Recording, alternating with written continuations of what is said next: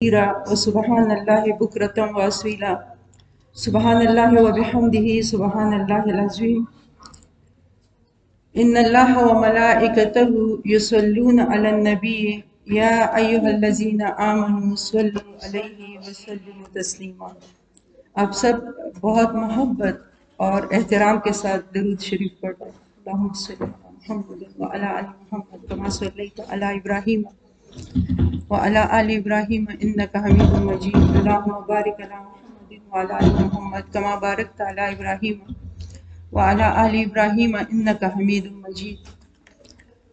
رب اشرح لي صدري ويسر لي أمري واحلل عقدة من لساني يفقهوا قولي. ربنا زدنا علما. أعوذ بالله من الشيطان الرجيم. بسم الله الرحمن الرحيم. سب سے پہلے بات شروع کرنے سے پہلے ہم سب کو اللہ سے بہت سنسیریٹی کے ساتھ، بہت خلوص کے ساتھ دعا مانگنی چاہیے کہ اللہ ہمارے سینے اپنے کلام کے لیے کھول دیں. ہم سب پر اس وقت اللہ کی بہت بڑی بلیسنگ ہے، بہت بڑی رحمت اور نعمت ہے کہ یہاں ہم کو اللہ نے اکٹھا کیا ہے کہ اللہ کا کلام سنیں. اللہ کی مدد کے بغیر نہ میرے لیے اور نہ آپ کے لیے یہاں آنا اور بیٹھنا ممکن تھا. تو جس اللہ نے ہمیں یہاں پہ اکٹھا کیا ہے، اس اللہ سے دعا ہے کہ وہ ہماری نیتوں کو خالص کرے اور یہاں پہ کلام اللہ میں سے ہم جو کچھ بھی سن لیں اس کو ہمارے حق میں حجت بنا دیں اور ہمیں اس پر عمل کرنے کی توفیق دے. رسول اللہ صلی اللہ علیہ وسلم اکثر ایک دعا مانگا کرتے تھے، اللہم انی اعوذ بک من علم لا ینفع. اے اللہ مجھے اس علم سے پناہ دے جو مجھے فائدہ نہ دے. اور فائدہ مند علم کون سا ہوتا ہے؟ جو زندگیوں میں ریفلیکٹ ہو، جو ہم اپنی عملی زندگی میں ریفلیکٹ کریں. سب سے پہلے آپ اس پر سوچیں، آپ ماشاءاللہ اسٹوڈنٹس لگ رہی ہے جب مدرسے کی. سورہ جمعہ میں یہود سکولرز کے بارے میں قرآن کیا کہتا ہے کہ ان کی مثال ایسی ہے جیسے گدے کے اوپر کتابوں کو لادا جائے. تو ہم اس سے زیادہ مقدس علم نہیں ہے قرآن کے علم سے، لیکن ہم کتنا فائدہ اٹھاتے ہیں اصل بات ہے. القرآن حجت لک او حجت علیک. رسول اللہ صلی اللہ علیہ وسلم فرماتے ہیں قرآن، یہ بہت ایکو ہے، اس میں تھوڑا سا پیچھے کر لیں اس کو، ٹھیک ہے. یہ قرآن یا تمہارے حق میں حجت ہے یا تمہارے خلاف حجت ہے. تو ہم دعا کرتے ہیں اللہ سے کہ اللہ ہمارے سینے اپنے کلام کے لیے کھول دیں، ہمیں اللہ کی بات سمجھ میں بھی آ جائے اور اللہ ہمیں اتنی توفیق دے کہ اس کو ہم اپنی زندگیوں میں امپلیمنٹ کر سکے، اپنی زندگی میں نافذ کر سکے. ٹھیک ہے.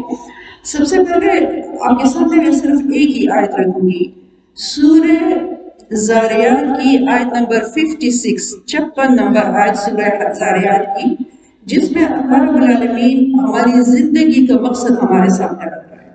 اور وہ آیت یوں ہے، اعوذ باللہ من الشیطان الرجیم، بسم اللہ الرحمن الرحیم، وما خلقت الجن والانس الا لیعبدون. اللہ رب العالمین فرماتے ہیں ہم نے انسان اور جن کو صرف اس لیے پیدا کیا ہے کہ وہ میری عبادت کرے، کہ وہ میری عبادت کرے. یعنی ہم سب کی زندگی کا مقصد اللہ تعالیٰ کی عبادت کرنا ہے. عبادت کیا چیز ہے؟ آسان الفاظ میں اللہ تعالیٰ کے ہر حکم کو ہر جگہ ہر حال میں انکنڈیشنلی بغیر کسی شرط لگائے ماننا. سمجھ آئے؟ ہر حکم ہر جگہ ہر حال میں بغیر کسی شرائط کے انکنڈیشنلی اس حکم کے آگے سر جھکانا، چاہے اس کا کرنا آسان ہو یا مشکل ہو، چاہے اس سے رکنا آسان ہو یا مشکل ہو. اس کو عبادت کہتے ہیں. اور اگر دیکھیں اس کو، یہ عبادت انشاءاللہ رمضان کا مہینہ آ رہا ہے تو یہ عبادت ہم نے رمضان میں کرنی ہے. کتنی عبادت کریں گے تو کافی ہوگا؟ کتنے مہینے، کتنے سال، کتنے دن، کتنی عبادت کریں گے تو کافی ہو جائے گا؟ تو وہ قرآن ہی سے سن لے آپ. اللہ العالمین فرماتے ہیں سورہ حجر کی سب سے آخری آیت ہے، وَعَبُدْ رَبَّكَ حَتَّى يَأْتِيَكَ الْيَقِينُ، اپنے رب کی عبادت کرو یہاں تک کہ تمہیں یقین یعنی موت آ جائے۔ کیا مطلب ہے کہ اللہ کی عبادت پوری زندگی کرنی ہے، ٹھیک ہے۔ اب یہ کام کافی ناممکن تو نہیں ہے لیکن مشکل تو ضرور ہے، ٹھیک ہے۔ ہر وقت ہر جگہ ہر حال میں اللہ کے ہر حکم کے سامنے جھکنا یہ ناممکن تو نہیں ہے لیکن مشکل ضرور ہے، ٹھیک ہے۔ اس مشکل کو آسان کرنے کے لیے اللہ تعالیٰ نے ہمیں نظام عبادت کی شکل میں ایک خوبصورت کورس، ایک ٹریننگ کورس دیا ہے، نماز، روزے، زکوٰۃ اور حج کی شکل میں، جس کو ہم عبادات کہتے ہیں، جس کو ہم پلرز آف اسلام کہتے ہیں، جس کو ہم ارکان اسلام کہتے ہیں۔ ان ارکان اسلام کی شکل میں اللہ نے ہمیں ایک خوبصورت نظام دیا ہے جس کو اگر صحیح طریقے سے ادا کیا جائے،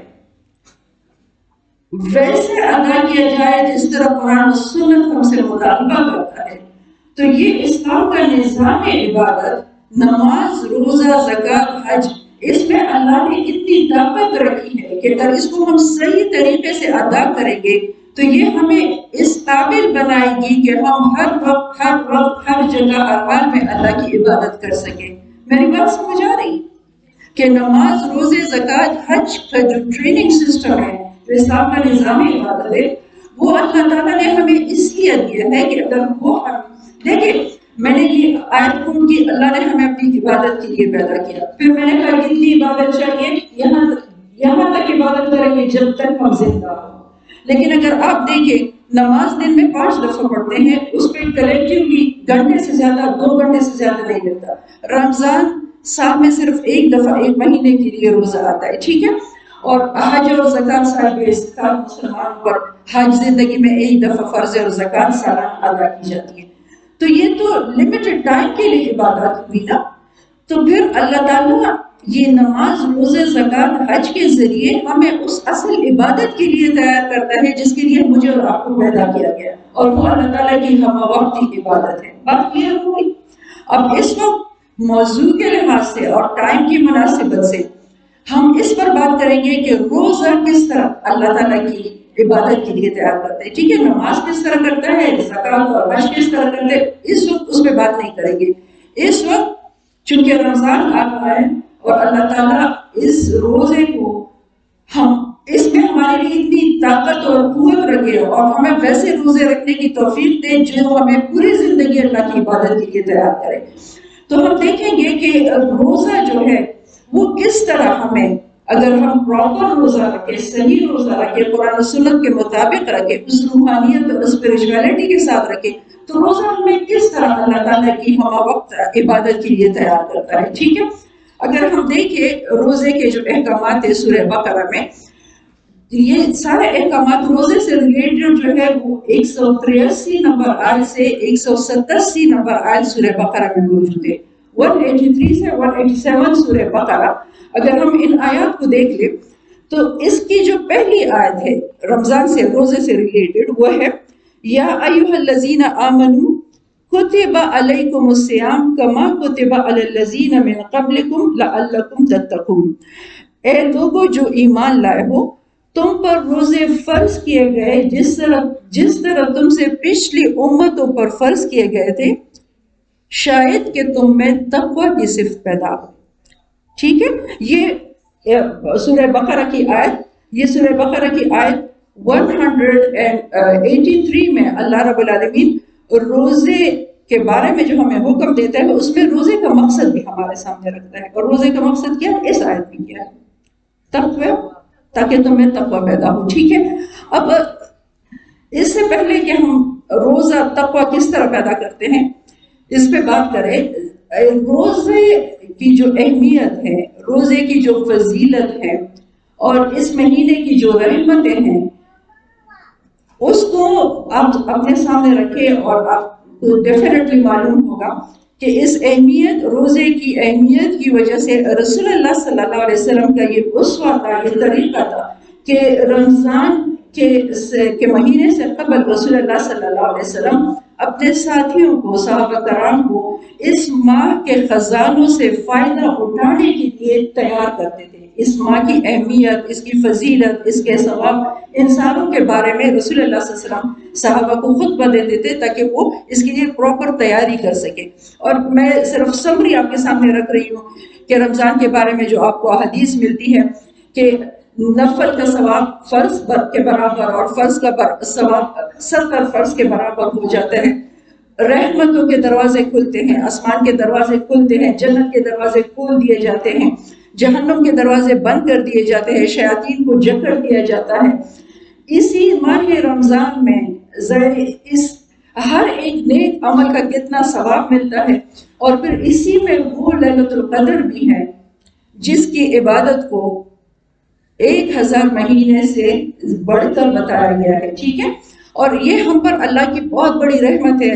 رسول اللہ صلی اللہ علیہ وسلم کی امت کی، اس امت کی عمر اگر کمپیئر کیا جائے پچھلے انبیاء کی امتوں سے، ان کی عمروں سے، تو بہت کم ہے ہم لوگ کی، 60-70 ایوریج ہے.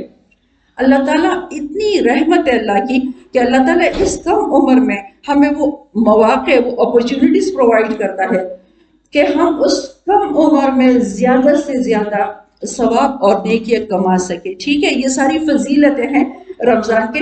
اور اس میں جو بات ہمارے سامنے قرآن رکھتا ہے وہ یہ ہے، رسول اللہ صلی اللہ علیہ وسلم کیوں خطبہ دیا کرتے تھے صحابہ کو؟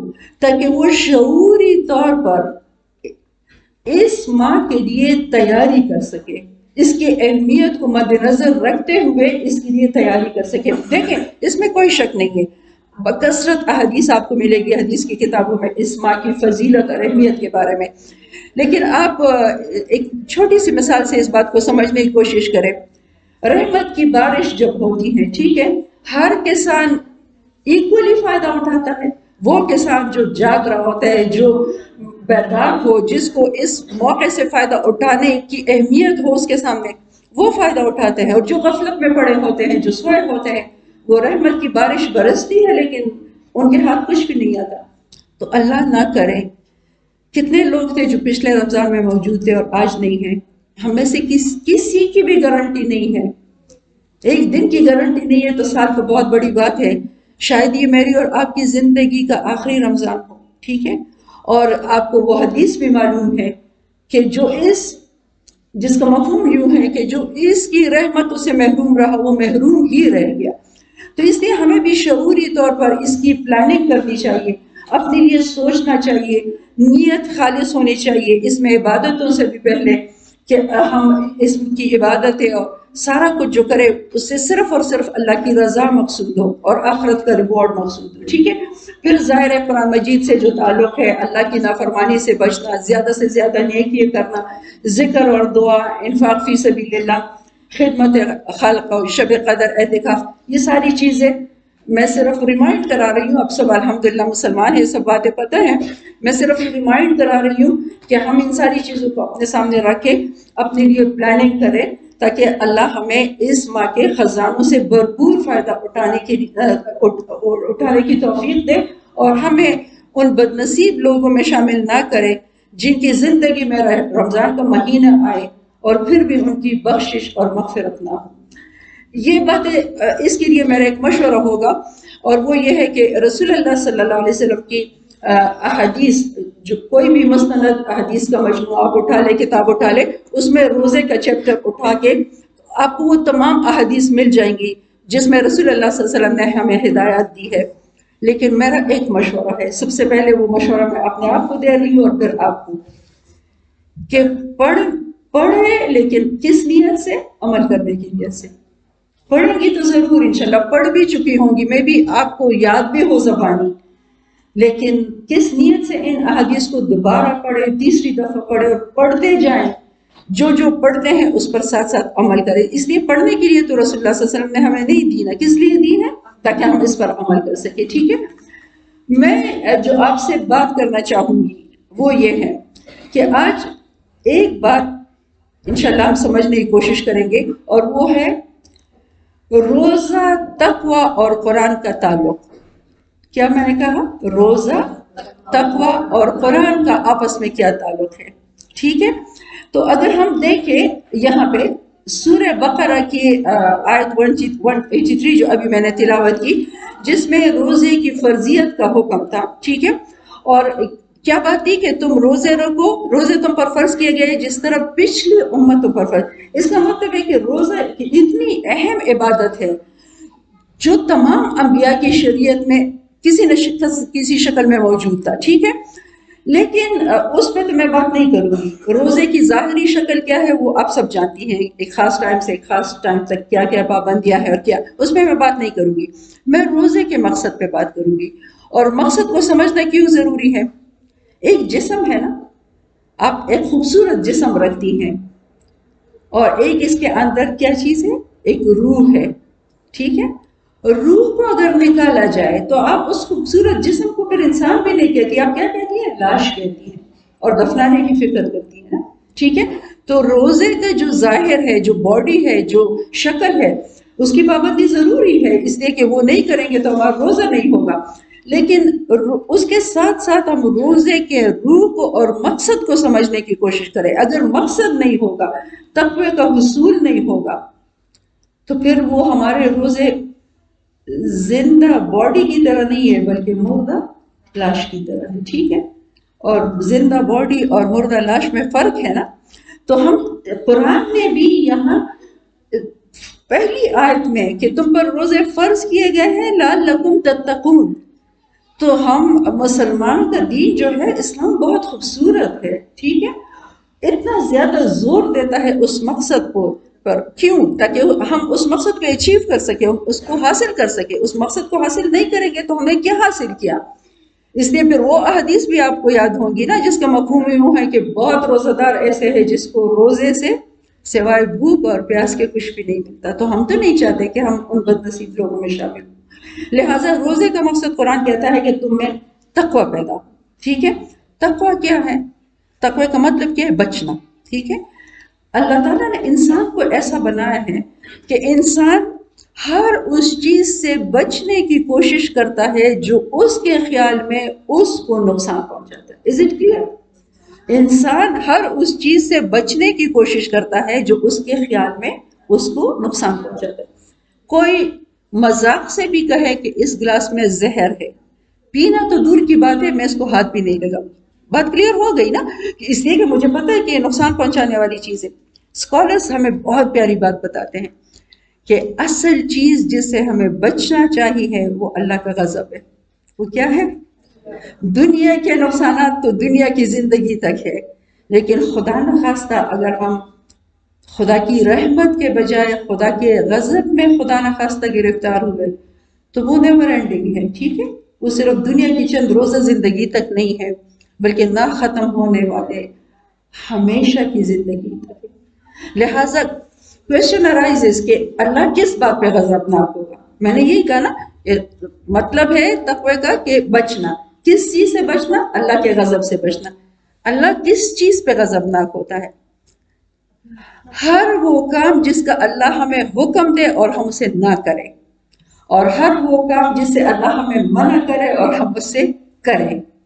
کتنا کمپریہنسو اور جامع ہے، کتنا جامع مفہوم ہے. اس لیے دیکھیں، آپ کو قرآن پاک آپ اسٹڈی کرتی ہیں نا، کبھی کبھی آپ کو ایک لسٹ ملتی ہے اہل جنت کی یہ اور یہ اور یہ صفات ہے، کبھی آپ کو لسٹ نہیں ملتی، آپ کو ایک ہی لفظ ملتا ہے، یہ جنت جگہ ہے، وَأُزْلِفَتِ الْجَنَّةُ لِلْمُتَّقِينَ غَيْرَ بَعِيدٍ. بجائے اس کے کہ بہت سارے اعمال کو مینشن کیا جائے، صرف ایک صفت کو. اس لیے کہ اگر آپ اس ڈیفینیشن کو اپنے ذہن میں رکھیں گی، اس تعریف کو جو ابھی میں نے کی کہ تقویٰ کیا ہے، ہر اس کام کو کرنا جس کا اللہ نے حکم دیا ہے اور ہر اس کام سے رکنا جس سے اللہ نے منع کیا ہے.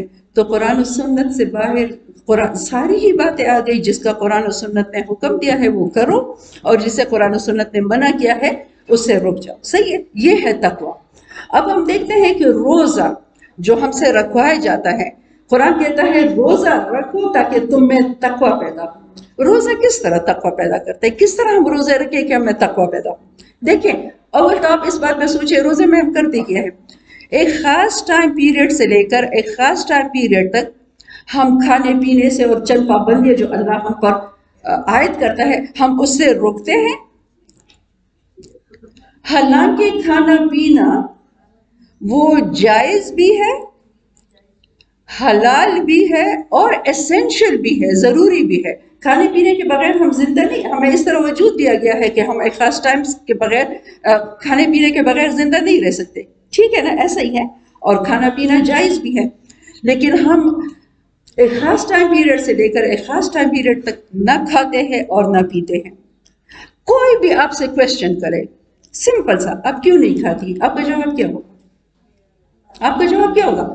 اللہ کا حکم ہے، یہی جواب ہے نا، کسی کے پاس کوئی اور جواب نہیں ہے۔ کھانا ضروری بھی ہے، ایسینشل بھی ہے، اور کھانا جائز بھی ہے، لیکن ہم نہیں کھاتے اس لیے کہ اللہ نے منع کیا ہے۔ نمبر 2، ہمیں شدید بھوک اور پیاس ہو، شدید بھوک اور پیاس ہو، پھر بھی نہیں کھاتے پیتے، ٹھیک ہے؟ کھانا ہماری ٹیبل پہ ہمارے سامنے رکھا ہوا ہو، ریچ میں ہو، دور بھی نہ ہو، فرش تک بھی جانا نہ پڑے، لیکن ہم بھی پھر بھی نہیں کھاتے۔ کوئی دیکھ رہا ہو یا نہ دیکھ رہا ہو، پھر بھی نہیں کھاتے۔ یہ ساری چیزیں ہیں نا رمضان میں۔ اب اگر اس بات کو آپ اپنے سامنے رکھیں، اس بات کو اگر آپ اپنے سامنے رکھیں، یہ تربیت ہمیں ایک دن نہیں، 2 دن نہیں، ہفتہ نہیں، مسلسل 30 دن، 29-30 دن مسلسل یہ تربیت ہمیں دی جاتی ہے، ٹھیک ہے؟ اس تربیت سے نکل کر جب ہم 11 مہینے اپنی چاند رات گزار کے جب ہم اپنی پریکٹیکل لائف میں پھر آتے ہیں، میں آپ سے پوچھتی ہوں اور اپنے آپ سے پوچھتی ہوں، ہر گناہ جو ہمارے سامنے آتا ہے کہ وہ کھانے پینے کی طرح ایسینشل ہے، اس کے بغیر آپ زندہ نہیں رہ سکتے۔ کوئی گناہ آپ مجھے بتا دیں، اس کو پوائنٹ آؤٹ کریں جس کے بغیر میں اور آپ زندہ نہیں رہ سکتے، جو ایسینشل ہو اور جو جائز ہو۔ یہ جو کھانے پینے سے 1 مہینے اللہ کے حکم سے روکے تھے، جو جائز بھی تھا اور حلال بھی تھا، گناہ جب 11 مہینے پریکٹیکل لائف میں اور آپ آتے ہیں تو کوئی بھی گناہ ایسا نہیں ہے جو کہ اگر ہم نہیں کریں گے تو مر جائیں گے، ٹھیک ہے؟ اور جو جائز ہے، جب خدا نے منع کیا ہے تو منع کیا ہے، ٹھیک ہے؟ لاجک اور ریزننگ کی ضرورت نہیں ہے۔ اللہ رب ہے اور ہم عبد ہے، رب کا کام حکم دینا ہوتا ہے اور عبد کا کام حکم ماننا ہوتا ہے، ٹھیک ہے؟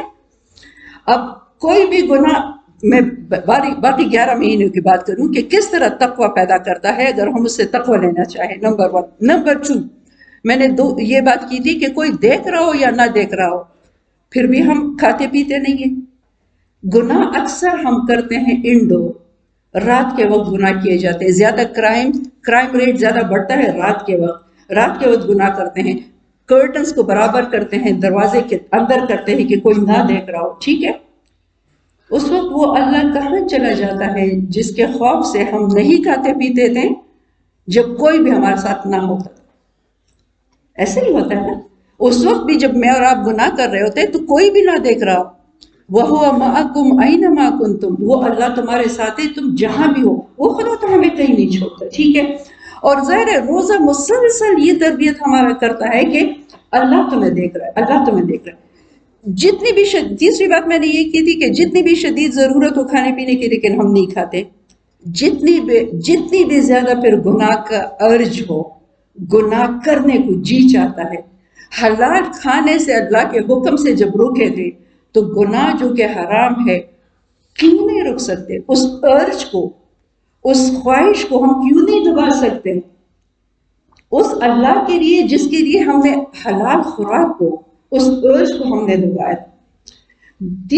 چوتھی بات، خواتین اکثر ایک بات کرتی ہیں کہ میں تو یہ کام کرنا، ایک خاتون کسی عورت سے بات ہو رہی تھی تو وہ کہتی کہ میں اس لیے پردہ نہیں کرتی کہ میرا شوہر پردے کو پسند نہیں کرتا، ٹھیک ہے؟ اب تو بڑی اچھی خواتین لگ رہی ہے، میں ویسے کسی اور خاتون کی بات کر رہی ہوں۔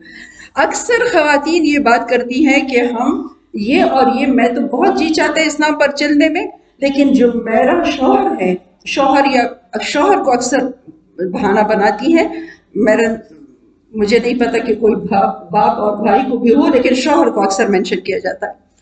میں آپ سے کویسچن ہے، انشاءاللہ 3-4 دن بعد رمضان آنے والا ہے، آپ میں سے کوئی بھی روزے سے ہو، ٹھیک ہے، اور آپ گھر چلی جائیں اور آپ ایک محبوب ترین بیوی ہیں اور آپ کو بہت بھوک پیاس لگی اور آپ کے شوہر آپ سے کہے کہ کھا لو پی لو، آپ کھائیں گی پیے گی؟ کیوں؟ شوہر جو کہہ رہا ہے کیوں نہیں کھائیں گی؟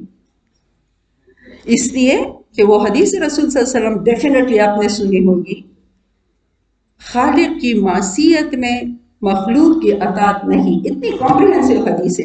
خالق اللہ ہے اور مخلوق میں سارے لوگ آتے ہیں، شوہر ہے، باپ ہے، بھائی ہے، وٹ ایور سری ہے.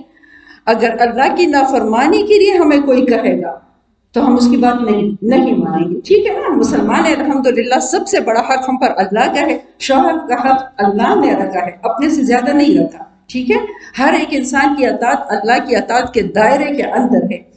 تو یہ بات اگر ہم رمضان سے سیکھ لیتے ہیں کہ اس شوہر کے کہنے پر تو ہم روزہ نہیں توڑتے، ٹھیک ہے، افطار نہیں کرتے، رمضان فرض روزے کی میں بات کر رہی ہوں، تو پھر آؤٹ سائڈ رمضان اسی شوہر کے کہنے پر ہم وہ بہت سارے گناہ اپنے لیے جو جسٹیفائی کرتے ہیں کہ میں تو نہیں کر رہی، اور میرے خیال میں یہ بات ہم غلط کرتے ہیں.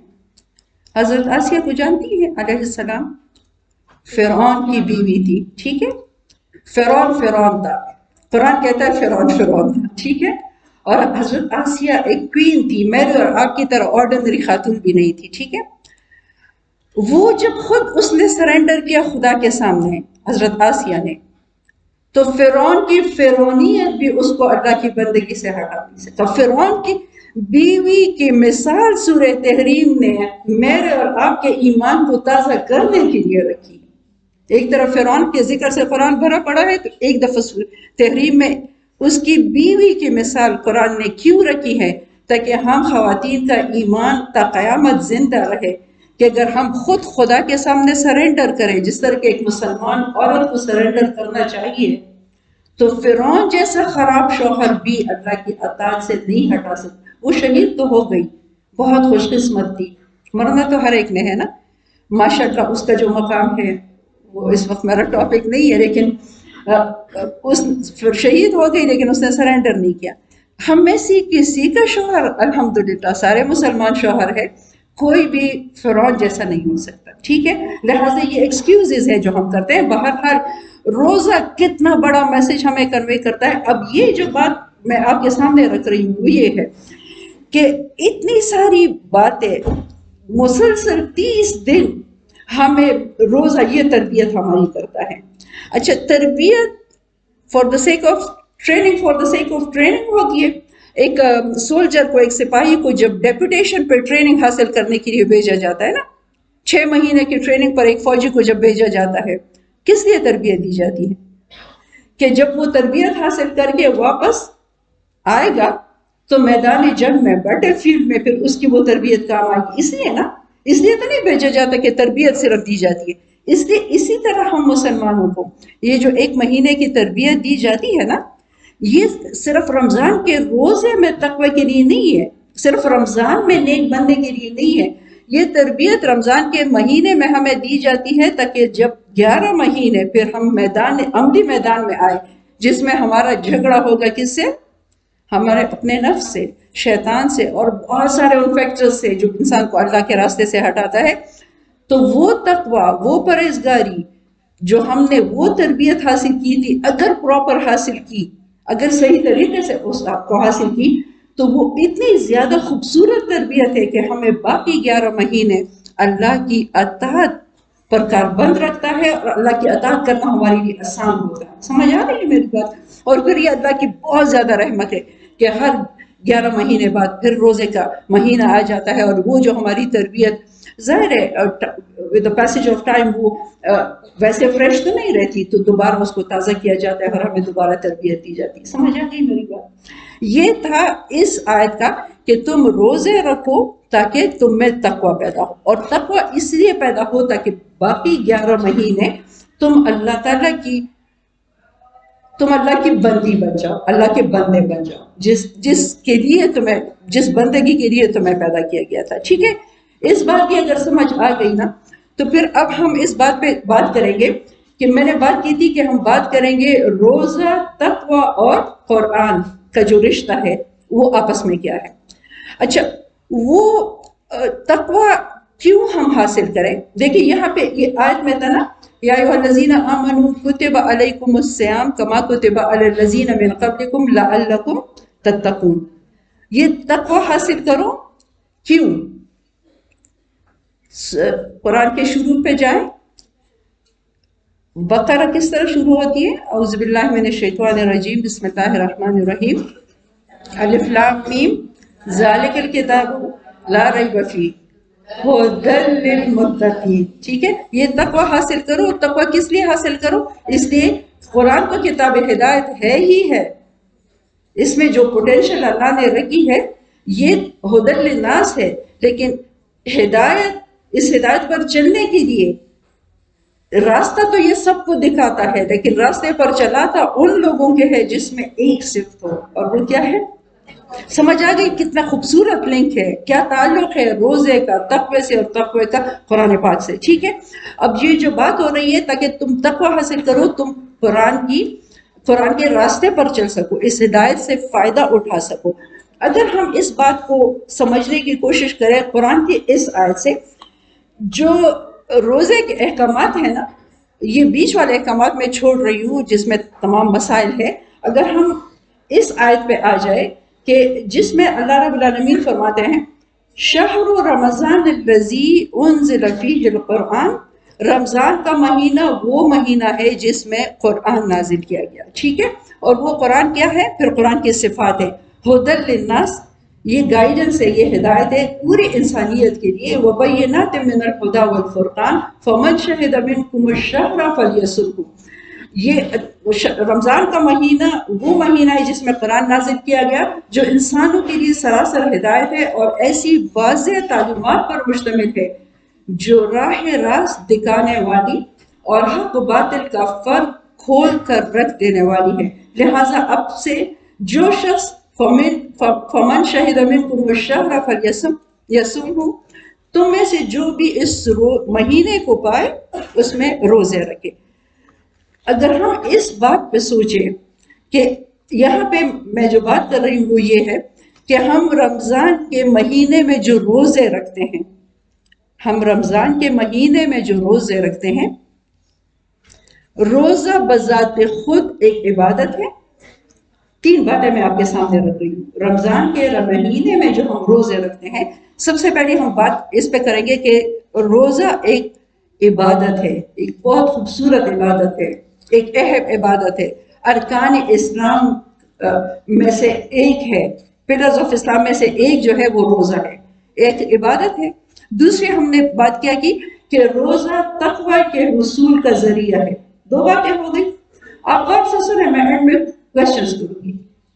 کیا کروں گی؟ میں نے کیا بات کی بچے؟ ابھی نہیں، میں نے ابھی کیا بات کی؟ روزہ میں نے کہا کہ رمضان کے مہینے میں روزے رکھیں، اس لیے کہ روزہ ایک اہم عبادت ہے، نمبر 1. نمبر 2، روزہ تقوی کے حصول کا ذریعہ ہے. 2 ہو گئی.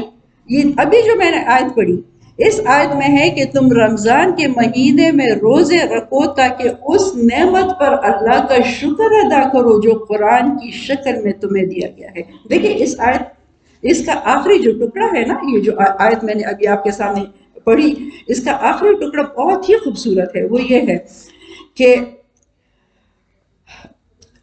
یہ جو رمضان کے احکامات بیان ہوئے ہیں نا کہ اگر تم مریض ہو یا بیمار ہو تو بعد کے دنوں میں اس کی تعداد پوری کرو. اللہ تم پر آسانی کرنا چاہتا ہے، تم پر سختی نہیں کرنا چاہتا. لیکن آخری ٹکڑا ہے وَلِتُكْمِلُوا الْعِدَّةَ، تاکہ تم روزوں کی تعداد پوری کرو.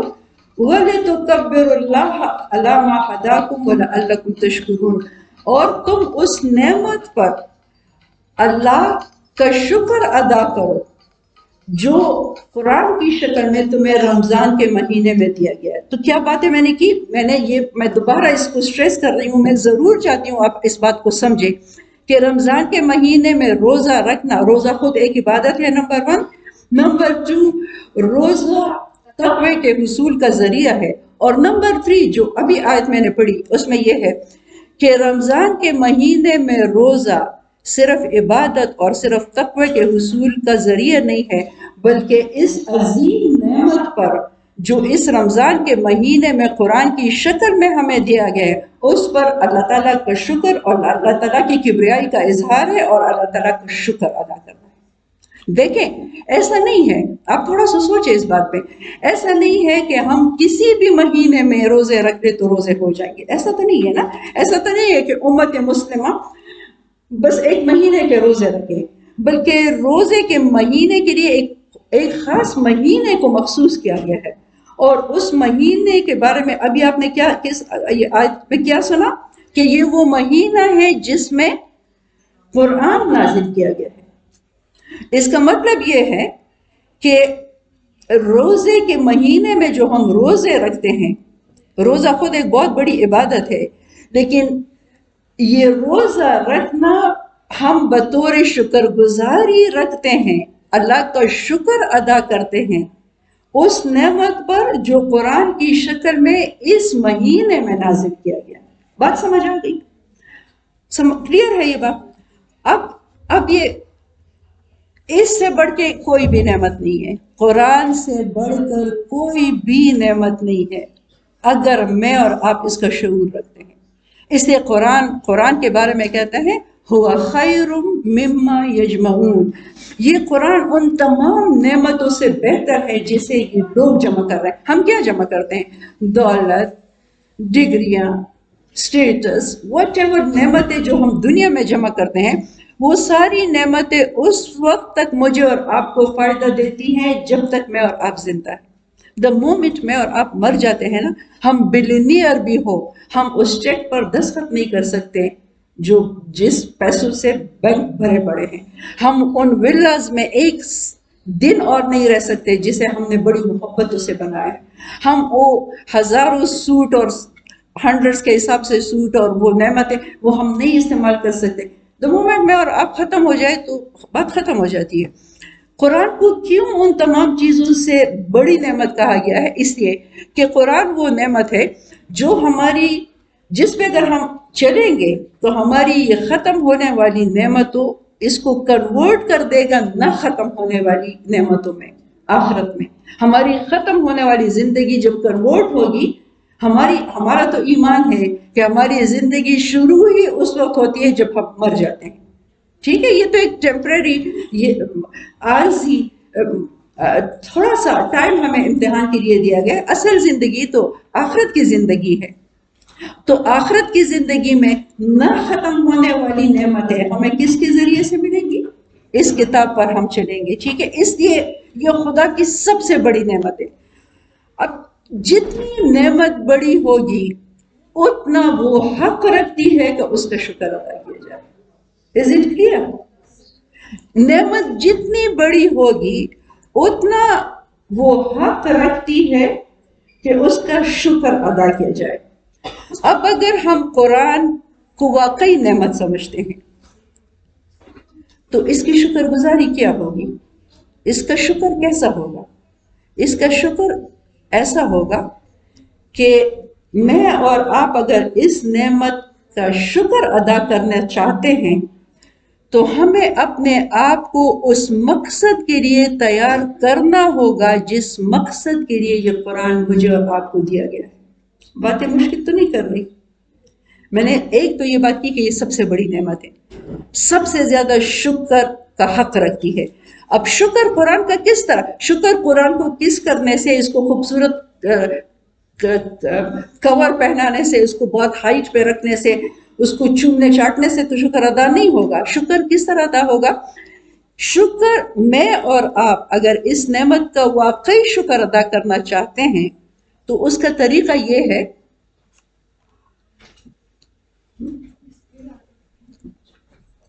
آپ سپیس بنا دے باقی لوگوں کے لیے تاکہ بار بار یہ زینب ہمیں ڈسٹرب نہ کرے.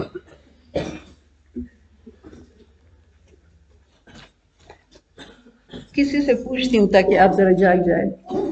بچے آپ بتاؤ، میں نے کیا بات کی؟ آپ قرآن کے شکر کے متعلق جی قرآن کا شکر کیا ہے؟ ہاں قرآن کا جو مقصد ہے جی اس مقصد کے لیے خود کو تیار کریں. بالکل صحیح ہے کہ اگر اس نعمت کا ہم شکر ادا کرنا چاہتے ہیں تو یہ نعمت جس مقصد کے لیے دیا گیا ہے اس مقصد کی تکمیل کے لیے ہم اپنے آپ کو تیار کریں. ٹھیک ہے، قرآن کس مقصد کے لیے مجھے اور آپ کو دیا گیا ہے؟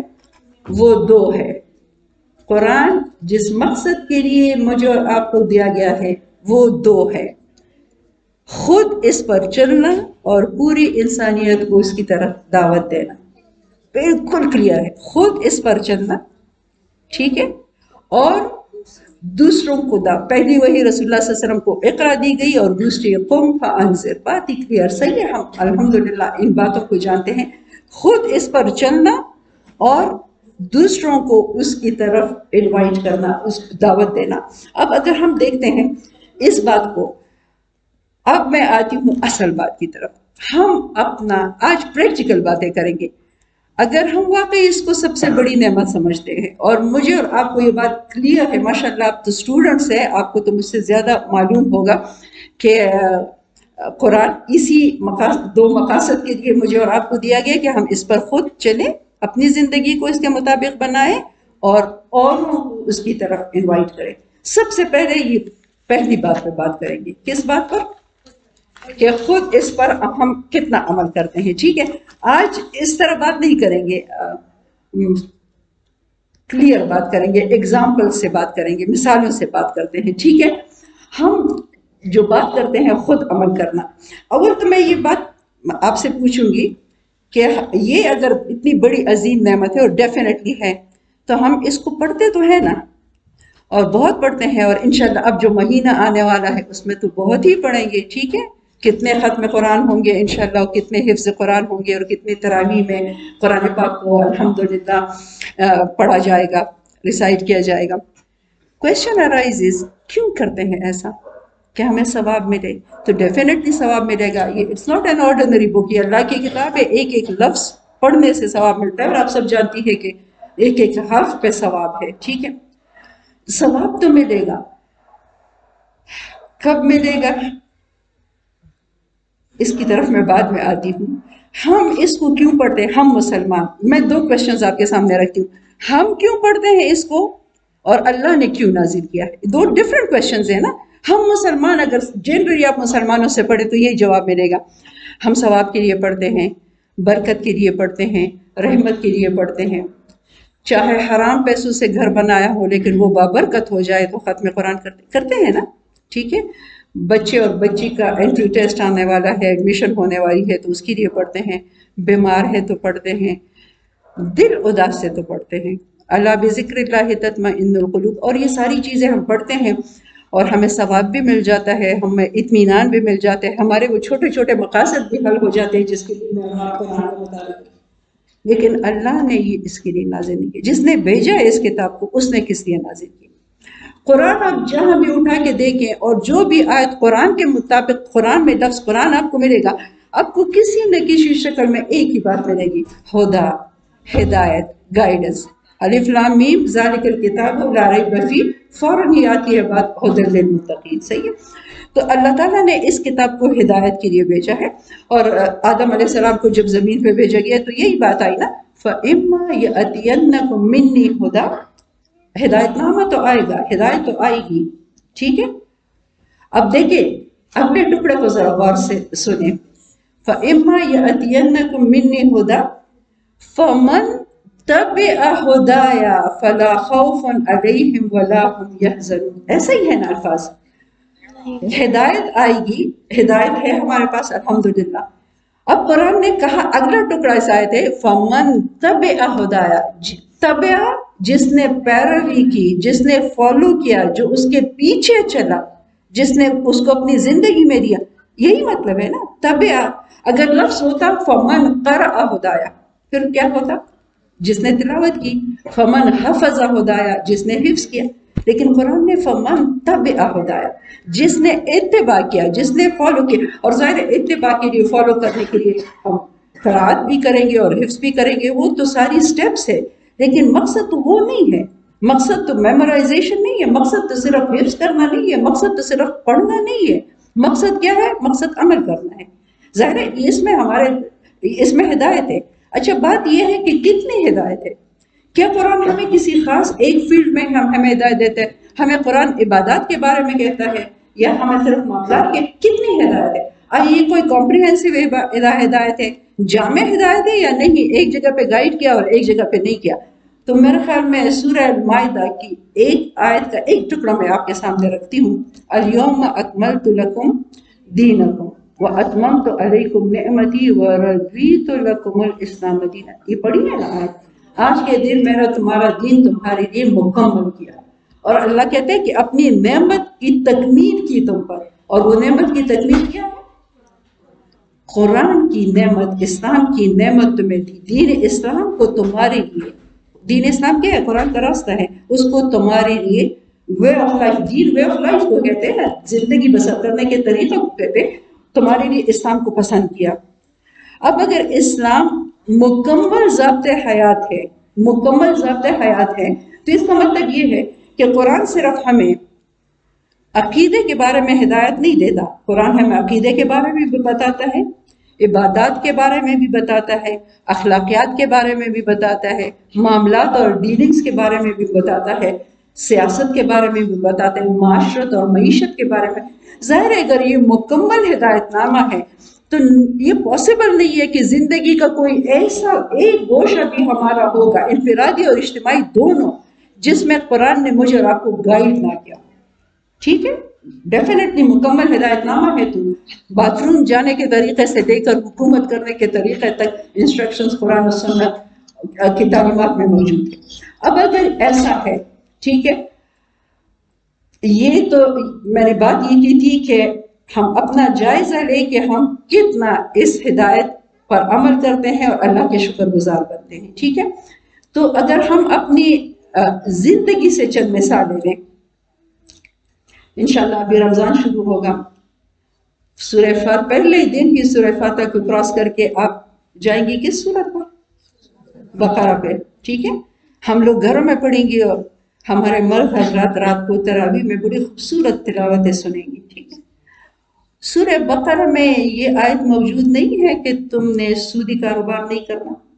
میں زندگی سے چند مثالیں دیتی ہوں. اس ٹائم میں ظاہر ہے ساری چیزیں تو نہیں رکھ سکتی، لیکن چند مثالیں دیتی ہوں تاکہ گائیڈ لائنز آپ کو ملے کہ ہم قرآن کو جب پڑھتے ہیں تو کیا گائیڈ لائنز ہمارے پاس سامنے ہونی چاہیے. اس کی روشنی میں ہم اپنی زندگیوں کا جائزہ لیں اور اس کو اپنی لائف کو ریفارم کریں، اس کی اصلاح کریں، اس سے پہلے کہ ہم سے یہ موقع چھین لیا جائے. اچھا، سود کے بارے میں، ٹھیک ہے، روزہ رکھتے ہیں، روزہ رکھیں گے انشاءاللہ، نمازیں پڑھتے ہیں. جس اللہ نے جس قرآن میں روزے کو فرض کیا ہے، ٹھیک ہے، اسی اللہ نے اسی قرآن میں بہت سارے اور فرائض بھی رکھے ہیں. چند مثالیں میں آپ کے سامنے رکھتی ہوں. جس قرآن نے شراب کو حرام کیا ہے، اس اللہ نے سود کو حرام کیا ہے یعنی. ٹھیک ہے، اور میرے خیال میں جو اسلام کا معاشی نظام ہے، زکوٰۃ فرض ہے اور سود کو حرام کیا گیا ہے. ٹھیک ہے، اب اگر ہم انالیسس کریں، جائزہ لیں، کتنے % مسلمان جو ریگولر زکوٰۃ دیتے ہیں جس طرح کے قرآن اور سنت نے اس پہ رکھا ہے، اور کتنے % مسلمان ہیں جو سود سے بچتے ہیں جس طرح کے ان کو بچنا چاہیے. اور سود کے بارے میں قرآن جو الفاظ قرآن نے سود کے بارے میں استعمال کیے وہ شاید کسی بھی گناہ کے بارے میں نہیں کیا.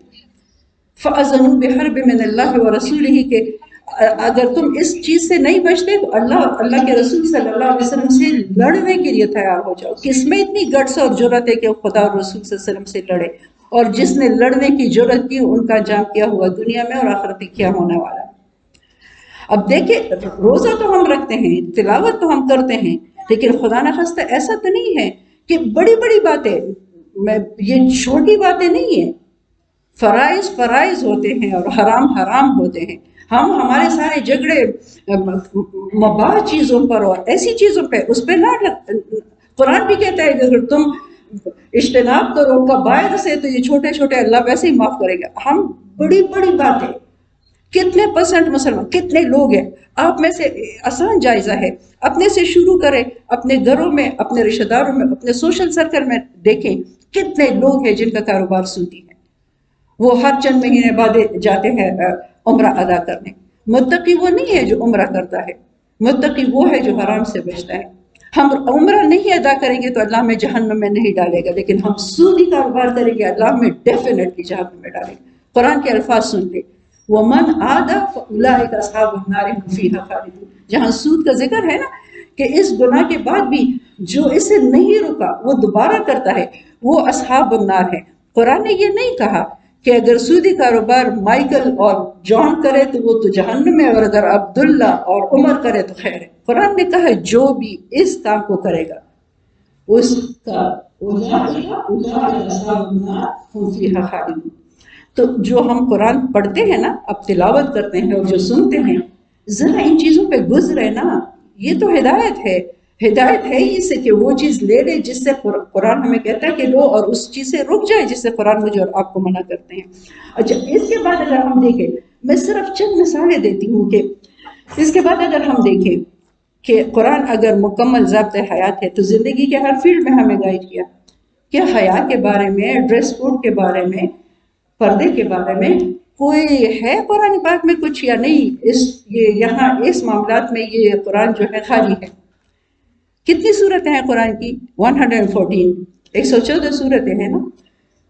کوئی بھی صورت، کسی بھی صورت کی ابتدا ان الفاظ میں نہیں ہے جس میں سورہ نور کی ہے۔ سورۃ انزلناہا، یہ صورت ہم نے نازل کی، حالانکہ پورا قرآن اللہ نے نازل کیا۔ وفرضناہا، اور ہم نے اس کو فرض کیا۔ کیا مطلب ہے کہ اس کے میں جو احکامات ہیں اس کو ہم نے فرض کیا ہے۔ وَأَنزَلْنَا فِيهَا آیَاتٍ بَيِّنَاتٍ، اور ہم نے اس میں کلیئر احکامات رکھے ہیں، کوئی ایمبیگوٹی نہیں ہے، کوئی ایسی بات نہیں ہے کہ مجھے اور آپ کو سمجھ نہیں آتی اس لیے ہم عمل نہیں کر رہے۔ اور کیوں یہ سارے احکامات دیے ہیں، کیوں ان کو اتنا کلیئر کیا ہے؟ لَعَلَّكُمْ تَذَكَّرُونَ، شاید کہ تم نصیحت حاصل کرو، اس پر عمل کرو، اس کو اپنی زندگی میں لو۔ اب اگر ہم دیکھیں تلاوتوں کے ساتھ ساتھ سورہ نور اور سورہ احزاب کے، ہم ذرا اپنا جائزہ لیں، ہم مسلمان اپنا جائزہ لیں، جتنے احکامات سورہ نور کے اور سورہ احزاب کے ہیں کس لیے ہیں؟ وہ رسول اللہ صلی اللہ علیہ وسلم کی بیویوں کے لیے تھی صرف، بس صرف ان سے ان پابندیوں کا مطالبہ تھا، اور میں اور آپ وہ ساری پابندیاں برداشت کر کے پھر جنت داخل ہو، اور میں اور آپ بالکل فری زندگی بسر کریں جو ہمارا جی چاہے، اور پھر انہی کی طرح ہمیں بھی جنت الفردوس نصیب ہو۔ How is it possible؟ ظاہر ہے قرآن پاک رسول اللہ صلی اللہ علیہ وسلم کو دیا گیا ہے، رسول اللہ صلی اللہ علیہ وسلم کی ازواج اور مطہرات کو اگر ایڈریس کیا گیا ہے اس لیے کہ ابتدا ان سے ہوئی۔ پیغمبر صلی اللہ علیہ وسلم کے لیے تو پردے کے احکامات نہیں تھے، تو ظاہر ہے اس پر عمل پیغمبر صلی اللہ علیہ وسلم کی بیوی اور بیٹیوں نے اور اس سوسائٹی کے اہل ایمان عورتوں نے کرنا تھا، لیکن صرف یہ قوانین ان کے لیے کس نے کہا؟ ان کے لیے ہے۔ آپ وہ آیات ذرا اٹھا کے دیکھیں جس میں ہے قُلْ لِلْمُؤْمِنِينَ، اے نبی صلی اللہ علیہ وسلم کہہ دیجئے اپنی بیٹیوں سے اور اپنی ازواج سے اور اہل ایمان کی عورتوں سے۔ اگر اہل ایمان کی عورتوں کو منشن کیا ہے نا قرآن میں، کتنے ٹائپ عورتوں کو منشن کیا ہے؟ کفار عورتیں، کافر عورتیں، مشرک عورتیں، منافق عورتیں اور مومن عورتیں۔ اگر ہم مومن عورتیں ہیں اور الحمدللہ اللہ ہمیں اسی کیٹیگری میں رکھے تو پھر ڈیفینیٹلی ہم مخاطب ہیں، اور اگر خدا نخواستہ اس کیٹیگری میں نہیں ہے تو پھر کس کیٹیگری میں ہے؟ باقی لسٹ میں نے بتا دی، ٹھیک ہے، ظاہر ہے ہمارے لیے ہے۔ اب اگر ہم دیکھیں سورہ نور میں اور سورہ احزاب میں، آپ ان صورتوں کو پڑھ لیں، آپ ان کو سمجھنے کی کوشش کریں، پھر آپ کو پتہ چلے گا کہ ہم سے کیا ڈیمانڈ کرتی ہیں، کس طرح ان قوانین کے اوپر ہم خواتین، ہم لٹرلی ہم اس کے اوپر پاؤں رکھتے ہیں۔ ہم اپنے گیٹ اپ کو دیکھیں، ہم اپنے ڈریس کو دیکھیں، ہم اپنے حیا کو دیکھیں، ہم خاص کر ویڈنگز ہے اور جو پارٹیز ہے اس میں اپنے لباسوں کو دیکھیں، اس میں ان تمام نامحرم مردوں کو دیکھیں، وہ جو گاتے ہیں اور جو تصویریں کھینچتے ہیں اور جو وٹ ایور جو آپ سب جانتی ہیں، میں صرف اشارے دے رہی ہوں، ان سب کے سامنے ہم آتی ہیں، اور نہ ہمارے ایمان کو کچھ ہوتا ہے۔ صرف روزہ اور زکوٰۃ تو نہیں ہے قرآن میں نا، میں نے یہ بات اس لیے شروع میں کی کہ جس قرآن میں روزے کی فرضیت کا حکم ہے اسی قرآن میں پردے کی فرضیت کا حکم ہے۔ پردہ روزہ رکھتے ہیں نا، پھر پردہ چھوڑ دیا، بہت ساری چیزیں چھوڑ دی ہے، تو چند ایگزامپلز میں اپنی زندگی سے لے رہی ہوں۔ اب اگر ہم دیکھیں سورہ حجرات کتنی خوبصورت صورت ہے نا، ٹھیک ہے، کتنی خوبصورت ہے، اس میں ایک لسٹ دی ہوئی ہے اخلاقیات کی، برے ناموں سے نہیں پکارنا، غیبتیں نہیں کرنا، لان تان نہیں کرنا، بہتان نہیں لگانا، ایک لمبی لسٹ ہے۔ ہم نے ان آیات کو پڑھ لی سورہ حجرات کی، ٹھیک ہے، ہمیں بہت سارا ثواب ملا، پڑھ لی نا آیات، اللہ کی کتاب پڑھی، اس کو پڑھ لیا، بہت سارا ثواب ملا۔ مومنٹ قرآن بند کیا اور ایک نیبر آئی، ایک فرینڈ آئی، ایک دوسرا تیسرا آیا، اور وہ دل میں جتنا بھڑاس تھا، غیبتیں، بہتان، جھوٹ، واٹ ایور جو ہمارے دل بھرے ہوئے، وہ سارا کا سارا نکال دیا۔ آپ اپنا حساب خود لے اس سے پہلے کہ اللہ ہمارا حساب لے۔ اگر اس سورت کو پڑھنے پر ہمیں 1000 ثواب ملے تو اس پر عمل نہ کرنے سے ہمیں کتنے گناہ ملے، اور کیلکولیٹ کریں آپ، ہم فائدے میں رہے یا نقصان میں، یہ آپ اپنا حساب خود ہی کریں، ٹھیک ہے؟ یہ میں سے چند مثالیں دے رہی ہوں، اس لیے رسول اللہ صلی اللہ علیہ وسلم نے عورتوں کو خاص وارن کیا نا کہ کثرت جہنم میں عورتوں کی دیکھی، اور اس میں 2 وجوہات آپ صلی اللہ علیہ وسلم نے بتائی کہ شوہروں کی ناشکری کرتی ہیں اور زبان کا مس یوز کرتی ہیں، زبان کا غلط استعمال کرتی ہیں۔ روزے کی حالت میں بھی ہم صبح سے شام تک اپنی زبان، اور ظاہر ہے روزے میں تو تربیت دی جاتی ہے، اس کا یہ مطلب نہیں ہے کہ روزے میں غیبتیں اور جھوٹ اور بہتان اور گالیاں اور گندی باتیں نہیں کریں گے اور the moment روزہ گزر جائے تو ہم آزاد ہیں۔ یہ تو میں بار بار شروع سے ہی ایک ہی بات کر رہی ہوں کہ یہ تربیت اس لیے دی جاتی ہے تاکہ باقی 11 مہینے میں ہم اس تربیت کو سامنے رکھ کر اپنی زندگی بسر کریں۔ یہ تو اللہ کی رحمت ہے ہم پر۔ پھر اگر ہم دیکھیں سیاسی قوانین پہ، میں صرف ایک حوالہ دے رہی ہوں۔ سورہ نساء میں ایک خوبصورت آیت ہے، آیت نمبر 58 نمبر آیت، اس کا ایک ٹکڑا میں آپ کے سامنے رکھ رہی ہوں، وہ ہے ان اللہ یأمرکم ان تؤدوا الامانات الی اہلھا واذا حکمتم بین الناس ان تحکموا بالعدل۔ اللہ تمہیں، اے مسلمانوں، اللہ تمہیں حکم دیتا ہے کہ اہل امانت کے سپرد کرو، اور جب لوگوں کے درمیان فیصلہ کرو تو انصاف سے کرو۔ ابن تیمیہ جو ایک بہت گریٹ اسکالر ہے اسلام کے، رحمت اللہ علیہ، اس آیت کے بارے میں بتاتے ہیں، فرماتے ہیں، کہتے ہیں کہ اس آیت میں مسلمانوں کی جو اسلامی ریاست ہے اس کے 2 بنیادی ستون کو، پلرز کو مینشن کیا ہے، اور وہ کیا ہے؟ سلیکشن میرٹ پر اور فیصلہ انصاف پر۔ سلیکشن میرٹ پہ کیا مطلب ہے کہ مسلمان چوکیدار سے لے کر اپنے پرائم منسٹر تک جب انتخاب کریں گے تو اہلیت پہ کریں گے، اور اسلام میں اہلیت میں 2 باتیں شامل ہیں، ایک تقوی اور پرہیزگاری، اور ایک کمپیٹنسی اور اہلیت، ٹھیک ہے؟ آپ وزیر خزانہ کو چوز کرتے ہیں تو سب سے پہلے آپ دیکھیں گے کہ اس میں تقوی اور پرہیزگاری ہے یا نہیں، اور دوسرا یہ کہ اس کو کمپیٹنٹ ہونا چاہیے، اس فیلڈ کا ایکسپرٹ ہونا چاہیے، وہ اس کو علم ہونا چاہیے کہ وہ جو فیلڈ چلا رہا ہے اس کے بارے میں کتنا جانتا ہے۔ یہ 2 ہے اہلیت کس چیز کی؟ سلیکشن کی، کہ اس میں اہلیت ہو، متقی اور پرہیزگار ہو، اور جو ذمہ داری آپ حوالے کریں اس کو چلانے کی اہلیت رکھتے ہیں۔ تو ابن تیمیہ کہتے ہیں کہ اس آیت میں اسلامی ریاست کے 2 پلرز ہیں، 2 بنیادی ستون ہیں۔ ایک یہ کہ سلیکشن، آپ جتنے بھی اپنے کی پوسٹ، جتنے بھی اپنے ذمہ داری کے جو مناسب ہے وہ آپ دیں گی تو آپ اہلیت کی بنیاد پہ دیں، چاہے وہ چوکیدار سے لے کر پرائم منسٹر تک ہو، ٹھیک ہے؟ اور دوسرے کیا ہے، دوسرا ستون کیا ہے کہ فیصلے انصاف پر ہوں گے، جوڈیشری آزاد ہوگی۔ اگر ہم مسلمان اس آیت کو صرف تلاوت نہ کرتے، اس کو سمجھتے اور اس پر عمل کرتے تو صرف پاکستان کا نہیں، امت مسلمہ کا نقشہ بدلا ہو، ہے یا نہیں؟ ہماری بربادی نہیں ہے، صرف اپنے وطن کی بات نہیں کر رہی، وہ تو ہے ہی ہے، پوری امت مسلمہ میں۔ یہ ایک ٹکڑا میں نے سورہ نساء کی آیت نمبر 58 کا رکھا، یہ سارے امت مسلمہ کے افراد اس کی تلاوت کرتے ہیں، اس کی تلاوت سنتے ہیں، گھروں میں پڑھتے ہیں، تراویح میں سنتے ہیں، لیکن کرتے کیا ہیں وہ آپ سب جانتی ہیں، ٹھیک ہے؟ اس لیے تو ہماری حالت یہ ہے، اس پہ تو میں بعد میں آؤں گی، ٹھیک ہے؟ قانونی میراث نامی چیز کوئی ہے قرآن میں؟ سورہ نساء میں کوئی چیز ہے؟ میراث کا قانون ہے جس کو اب انشاءاللہ قرآن بہت خوبصورت آواز میں تلاوت کریں گے اور ہمارے مرد حضرات بہت دلچسپی سے سنیں گے۔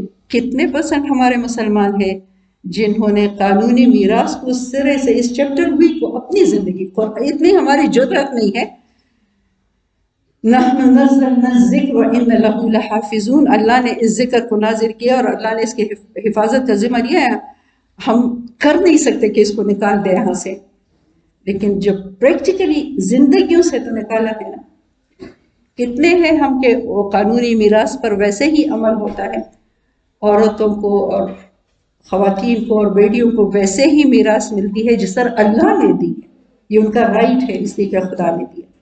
میں یہ عملی زندگی سے چند مثالیں آپ کے سامنے اس لیے رکھ رہی ہوں کہ اگر ہم دیکھیں اس کو کہ یہ چند میں اگر اس پہ شروع ہو جاؤں تو میں 10 دنوں میں پورا نہیں کر سکتی۔ یہ آپ کے اپنی گائیڈنس کے لیے، اپنی ہدایت کے لیے کہ یہ قرآن پاک کے چند آیات کا میں نے حوالہ دیا کہ قرآن ہمیں جس وے آف لائف کی طرف بلاتا ہے، ہم بس تلاوت اپنی جگہ، ختم قرآن اپنی جگہ، حفظ قرآن اپنی جگہ، لیکن لائف تو، زندگی تو ہم اپنی پیٹرن پہ، اپنی مرضی کے مطابق، آباء و اجداد کے طریقے پر، اپنی خواہش کے مطابق جس طرح بھی ہے زندگی ہم ویسے ہی بسر کرتے ہیں۔ تو اللہ نے یہ کتاب تو پڑھنے کے لیے نہیں نازل کی نا، اللہ نے تو ہدایت کے لیے نازل کی۔ اب اگر ہم دیکھیں، دوسری میں نے کیا بات کی تھی کہ اگر ہم اس کا شکر ادا کرنا چاہتے ہیں تو خود عمل کریں گے۔ خود عمل کی چند مثالیں میں نے آپ کے سامنے رکھی، ٹھیک ہے؟ باقی مثالیں آپ اپنی زندگیوں سے ہر کوئی خود ڈھونڈے کہ جہاں بھی کانٹرڈکشن ہے میری لائف اور قرآن کی تعلیمات میں وہ کہاں ہے، اور بھری پڑی ہے، ٹھیک ہے؟ اس لیے کہ ہم نے قرآن کو، اسلام کو صرف نماز، روزے، زکوٰۃ، حج تک محدود کیا ہے اور باقی سارا کچھ کسی اور کے لیے ہے۔ اب اگر دوسری بات میں نے کیا کی تھی کہ خود عمل کرے اور ان کو بلائے۔ ہماری حیثیت کیا ہے؟ ہمیں قرآن نے بڑا خوبصورت ٹائٹل دیے ہیں، بڑا خوبصورت نام دیے، خیر امت وسط۔ کنتم، قرآن کیا کہتا ہے میرے آپ کے بارے میں، رسول اللہ صلی اللہ علیہ وسلم کی امت کے بارے میں جس کو قرآن دیا گیا ہے، کنتم خیر امت، تم وہ بہترین امت ہو۔ کیوں؟ شکلیں خوبصورت ہے، ڈگریاں زیادہ ہیں، دولتیں زیادہ ہے؟ نہیں، ایک خاص صفت کی وجہ سے تم بہترین ہو۔ کنتم خیر امت اخرجت للناس، ہر کوئی اپنے لیے جیتا ہے۔ امت مسلمہ، خدا کہتے ہیں آن پرپز میں نے اس کو نکالا ہے پوری انسانیت کے لیے، للناس نکالا ہے، کسی ایک کے لیے نہیں۔ امت مسلمہ بہترین امت ہے جس کو نکالا ہے ساری انسانیت کے لیے۔ کس کام کے لیے؟ تأمرون بالمعروف وتنہون عن المنکر وتؤمنون باللہ، تم ان کو نیکی کا حکم دو گے، برائی سے منع کرو گے، اور تم اس لیے کہ تم اللہ پر ایمان رکھتے ہو۔ یہ امت ہے یدعون الی الخیر، خیر کی طرف بلانے والے۔ سب سے بڑا خیر یہ کتاب، سب سے بڑا خیر یہ کتاب۔ دوسری جگہ قرآن کہتے ہیں وَكَذَلِكَ جَعَلْنَاكُمْ أُمَّةً وَسَطًا لِتَكُونُوا شُهَدَاءَ عَلَى النَّاسِ وَيَكُونَ الرَّسُولُ عَلَيْكُمْ شَهِيدًا، تم ایک امت وسط، ماڈریٹ امت ہو، جو کہ افراط اور تفریط جس میں نہیں ہے، ایک ایکسٹریم دوسرا ایکسٹریم نہیں ہے، جس طرح پچھلی امتیں بگڑ گئی۔ تم ایک معتدل امت ہو، رسول اللہ صلی اللہ علیہ وسلم تم پر گواہ اور تم ساری انسانیت پر گواہ۔ رسول اللہ صلی اللہ علیہ وسلم نے یہ کتاب ہمیں اپنے قول اور عمل سے ہم تک پہنچائی، اور اب تک قیامت اس امت کی رسپانسبلٹی ہے، ذمہ داری ہے کہ اس کو آگے پہنچائے۔ آگے کیا پہنچائیں گے؟ ہم نے تو یہ کتاب ابھی اپنے آپ کو بھی نہیں پہنچائی، اپنے بچوں کو بھی نہیں پہنچائی۔ سورہ تحریم پڑھی ہے نا، اس میں یہ آیت پڑھی ہے قُوا أَنفُسَكُمْ وَأَهْلِيكُمْ نَارًا، بچاؤ اپنے آپ کو اور اپنے اہل عیال کو اس آگ سے جس کا فیول، جس کا ایندھن کون ہو؟ انسان اور پتھر۔ دیکھیں، ایک ماں اپنے بچے کے بارے میں بڑی سینسیٹیو ہوتی ہے، بہت محبت رکھتی ہے، ٹھیک ہے؟ اور ہم سب مائیں اپنے بچوں کے بارے میں ظاہر ہے بہت محبت ہے۔ یہ کیسی محبت ہے کہ ان کی 30، 40، 50 سالہ زندگی کے لیے تو ہماری نیندیں غائب ہے، ان کے کریئر، ان کے فیوچر، ان کی ڈگریاں، ان کی تعلیم، اس کے لیے تو ہر کوئی اوور بولڈ ہے، لیکن ان کا دین، ان کا تقوی، ان کی پرہیزگاری، ان کی آخرت، اس کے بارے میں ہم کتنی فکر مند ہیں۔ میں یہ نہیں کہتی کہ ہم اپنے بچوں کو دنیاوی تعلیم نہ دیں، مسلمانوں کو لیڈ کرنا چاہیے، دنیا اور آخرت، دین اور دنیا دونوں میں لیڈ کرنا چاہیے۔ ہم ضرور اپنے بچوں کو ایجوکیٹ کریں، ان کو بہتر سے بہتر تعلیم دیں، لیکن صرف دنیاوی تعلیم وہ تو نان مسلم پیرنٹس بھی دیتے، وہ تو وہ ماں باپ بھی دیتے ہیں جو مسلمان نہیں ہیں. میں اور آپ تو مسلمان ماں باپ ہیں. ہم اپنے بچوں کی دنیا کے بارے میں جتنے فکر مند ہیں 100 ٹائمز زیادہ فکر مند ہونا چاہیے ان کی آخرت کے بارے میں. ظاہر ہے ہم ان کو ضرور ڈاکٹر بنائیں، انجینئرز بنائیں، ماسٹرز بنائیں، وہ جو ڈگری پسند کرتے ہیں وہ کر لیں، بشرطے کہ وہ مسلمان ڈاکٹر ہوں، مسلمان انجینئر، مسلمان سائنٹسٹ ہوں. اور اسلام ظاہر ہے ہمارے بچوں کو فزکس کیمسٹری کی کتاب تو نہیں سکھائے گی، وہ تو فزکس کیمسٹری تو دنیاوی چیز سکھائے گی جو کہ ضروری ہے. اسلام دین ہمارے بچوں کو یہ کتاب سکھائے گی، رسول اللہ صلی اللہ علیہ وسلم کی سنت سکھائے گی. کتنا ہم اپنے بچوں کے لیے فکر مند ہیں، کتنے ان کے دینی تعلیم کے بارے میں اور آپ اپسیٹ ہے، کتنی ہم کوشش کرتے ہیں اس کے لیے. جو ہم میں سے ریلیجس لوگ ہیں جو دین سے محبت رکھتے ہیں وہ زیادہ سے زیادہ قاری صاحب کو رکھتے ہیں، ناظرہ قرآن پڑھ کے قاری صاحب چھٹی اور ہم بات ختم. کیا ایک نان مسلم بچے کو صرف عربی میں قرآن پڑھا کے آپ نے اسلام کا میسج پہنچا دیا جو ایک مسلمان ماں کی حیثیت سے ہمیں پہنچانا چاہیے؟ ظاہر ہم ناظرے سے تو ابتدا کریں گے، لیکن کیا ناظرہ کافی ہے؟ کیا ہمارے بچے اتنا دین کو سمجھتے ہیں، اتنے قرآن و سنت کو سمجھتے ہیں کہ ان فتنوں، ان چیلنجز کا مقابلہ کر سکے اور اس کے اندر رہتے ہوئے مسلمان رہ سکے؟ ہمارے بچے جن فتنوں کو ایکسپوزڈ ہے، ہمارے بچوں کے لیے جتنے چیلنجز ہیں، جب ہم چھوٹے تھے اور ہم جتنی چیزوں کو ایکسپوز تھے اس سے 100 ٹائم زیادہ ہمارے بچے اور ان کے بچے. ہم ٹھیک ہے دین نہیں جانتے تھے لیکن ہم اتنے یہ ویسٹرن کلچر کو ایکسپوز نہیں تھے، یہ گندے فتنے ہمارے سامنے نہیں تھے. بدنصیبی ہماری اولاد کی یہ ہے کہ دین سے ان کو ویسے ہی بے خبر رکھا ہے، اور یہ چیزیں ہم ان چیزوں سے نہیں بچا سکتے اپنے کو.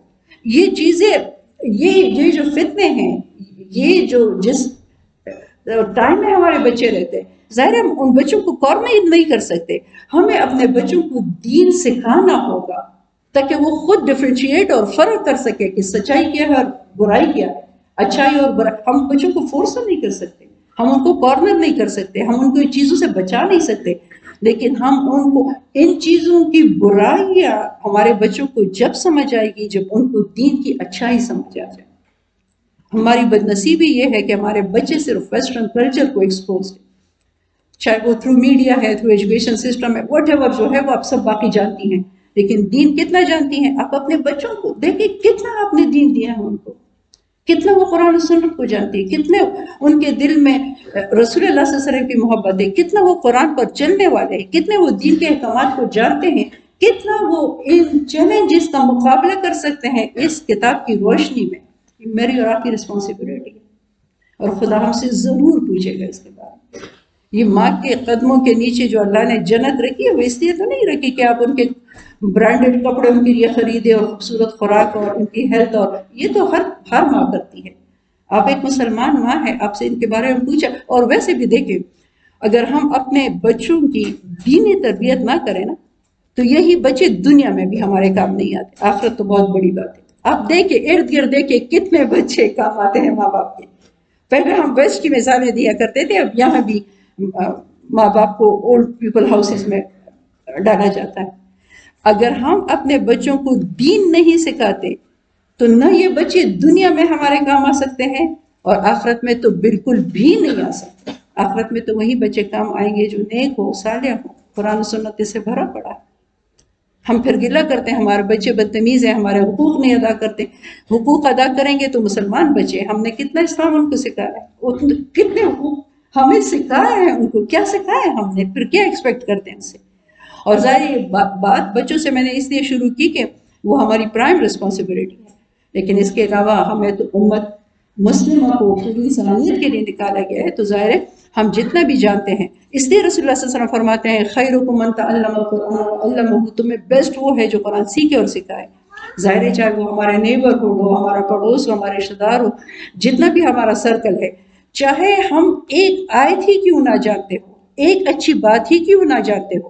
دیکھیں دین کا کام کرنے کے لیے اور اس میسج کو پہنچانے کے لیے ضروری نہیں آپ اسکالرز بن جائے. وہ کون سا موقع آئے گا کہ آپ کہیں گے ہم سب کچھ سیکھ چکے ہیں اب سکھائیں گے. سیکھنا اور سکھانا سائڈ بائی سائڈ ہوتا ہے، ساتھ ساتھ ہوتا ہے، ٹھیک ہے. تو یہ تھا کہ ہم کتنا شکر ادا کرتے ہیں، اس لحاظ سے کہ خود کتنا عمل کرتے ہیں اور آگے کتنا پہنچاتے ہیں۔ اور اکثر میں اس مثال کو رکھتی ہوں، ایک امریکن ریوارڈ کے بارے میں آتے ہیں۔ امریکہ میں ایک بوڑھی عورت 85 ایئرز اس کی عمر تھی، 85 سال عمر تھی، اور کسی مسلمان نے قرآن پاک کی کاپی اسے پکڑائی اور اس کو پڑھ کر وہ عورت مسلمان ہو گئی، اور 15 دن بعد وہ عورت فوت ہوئی۔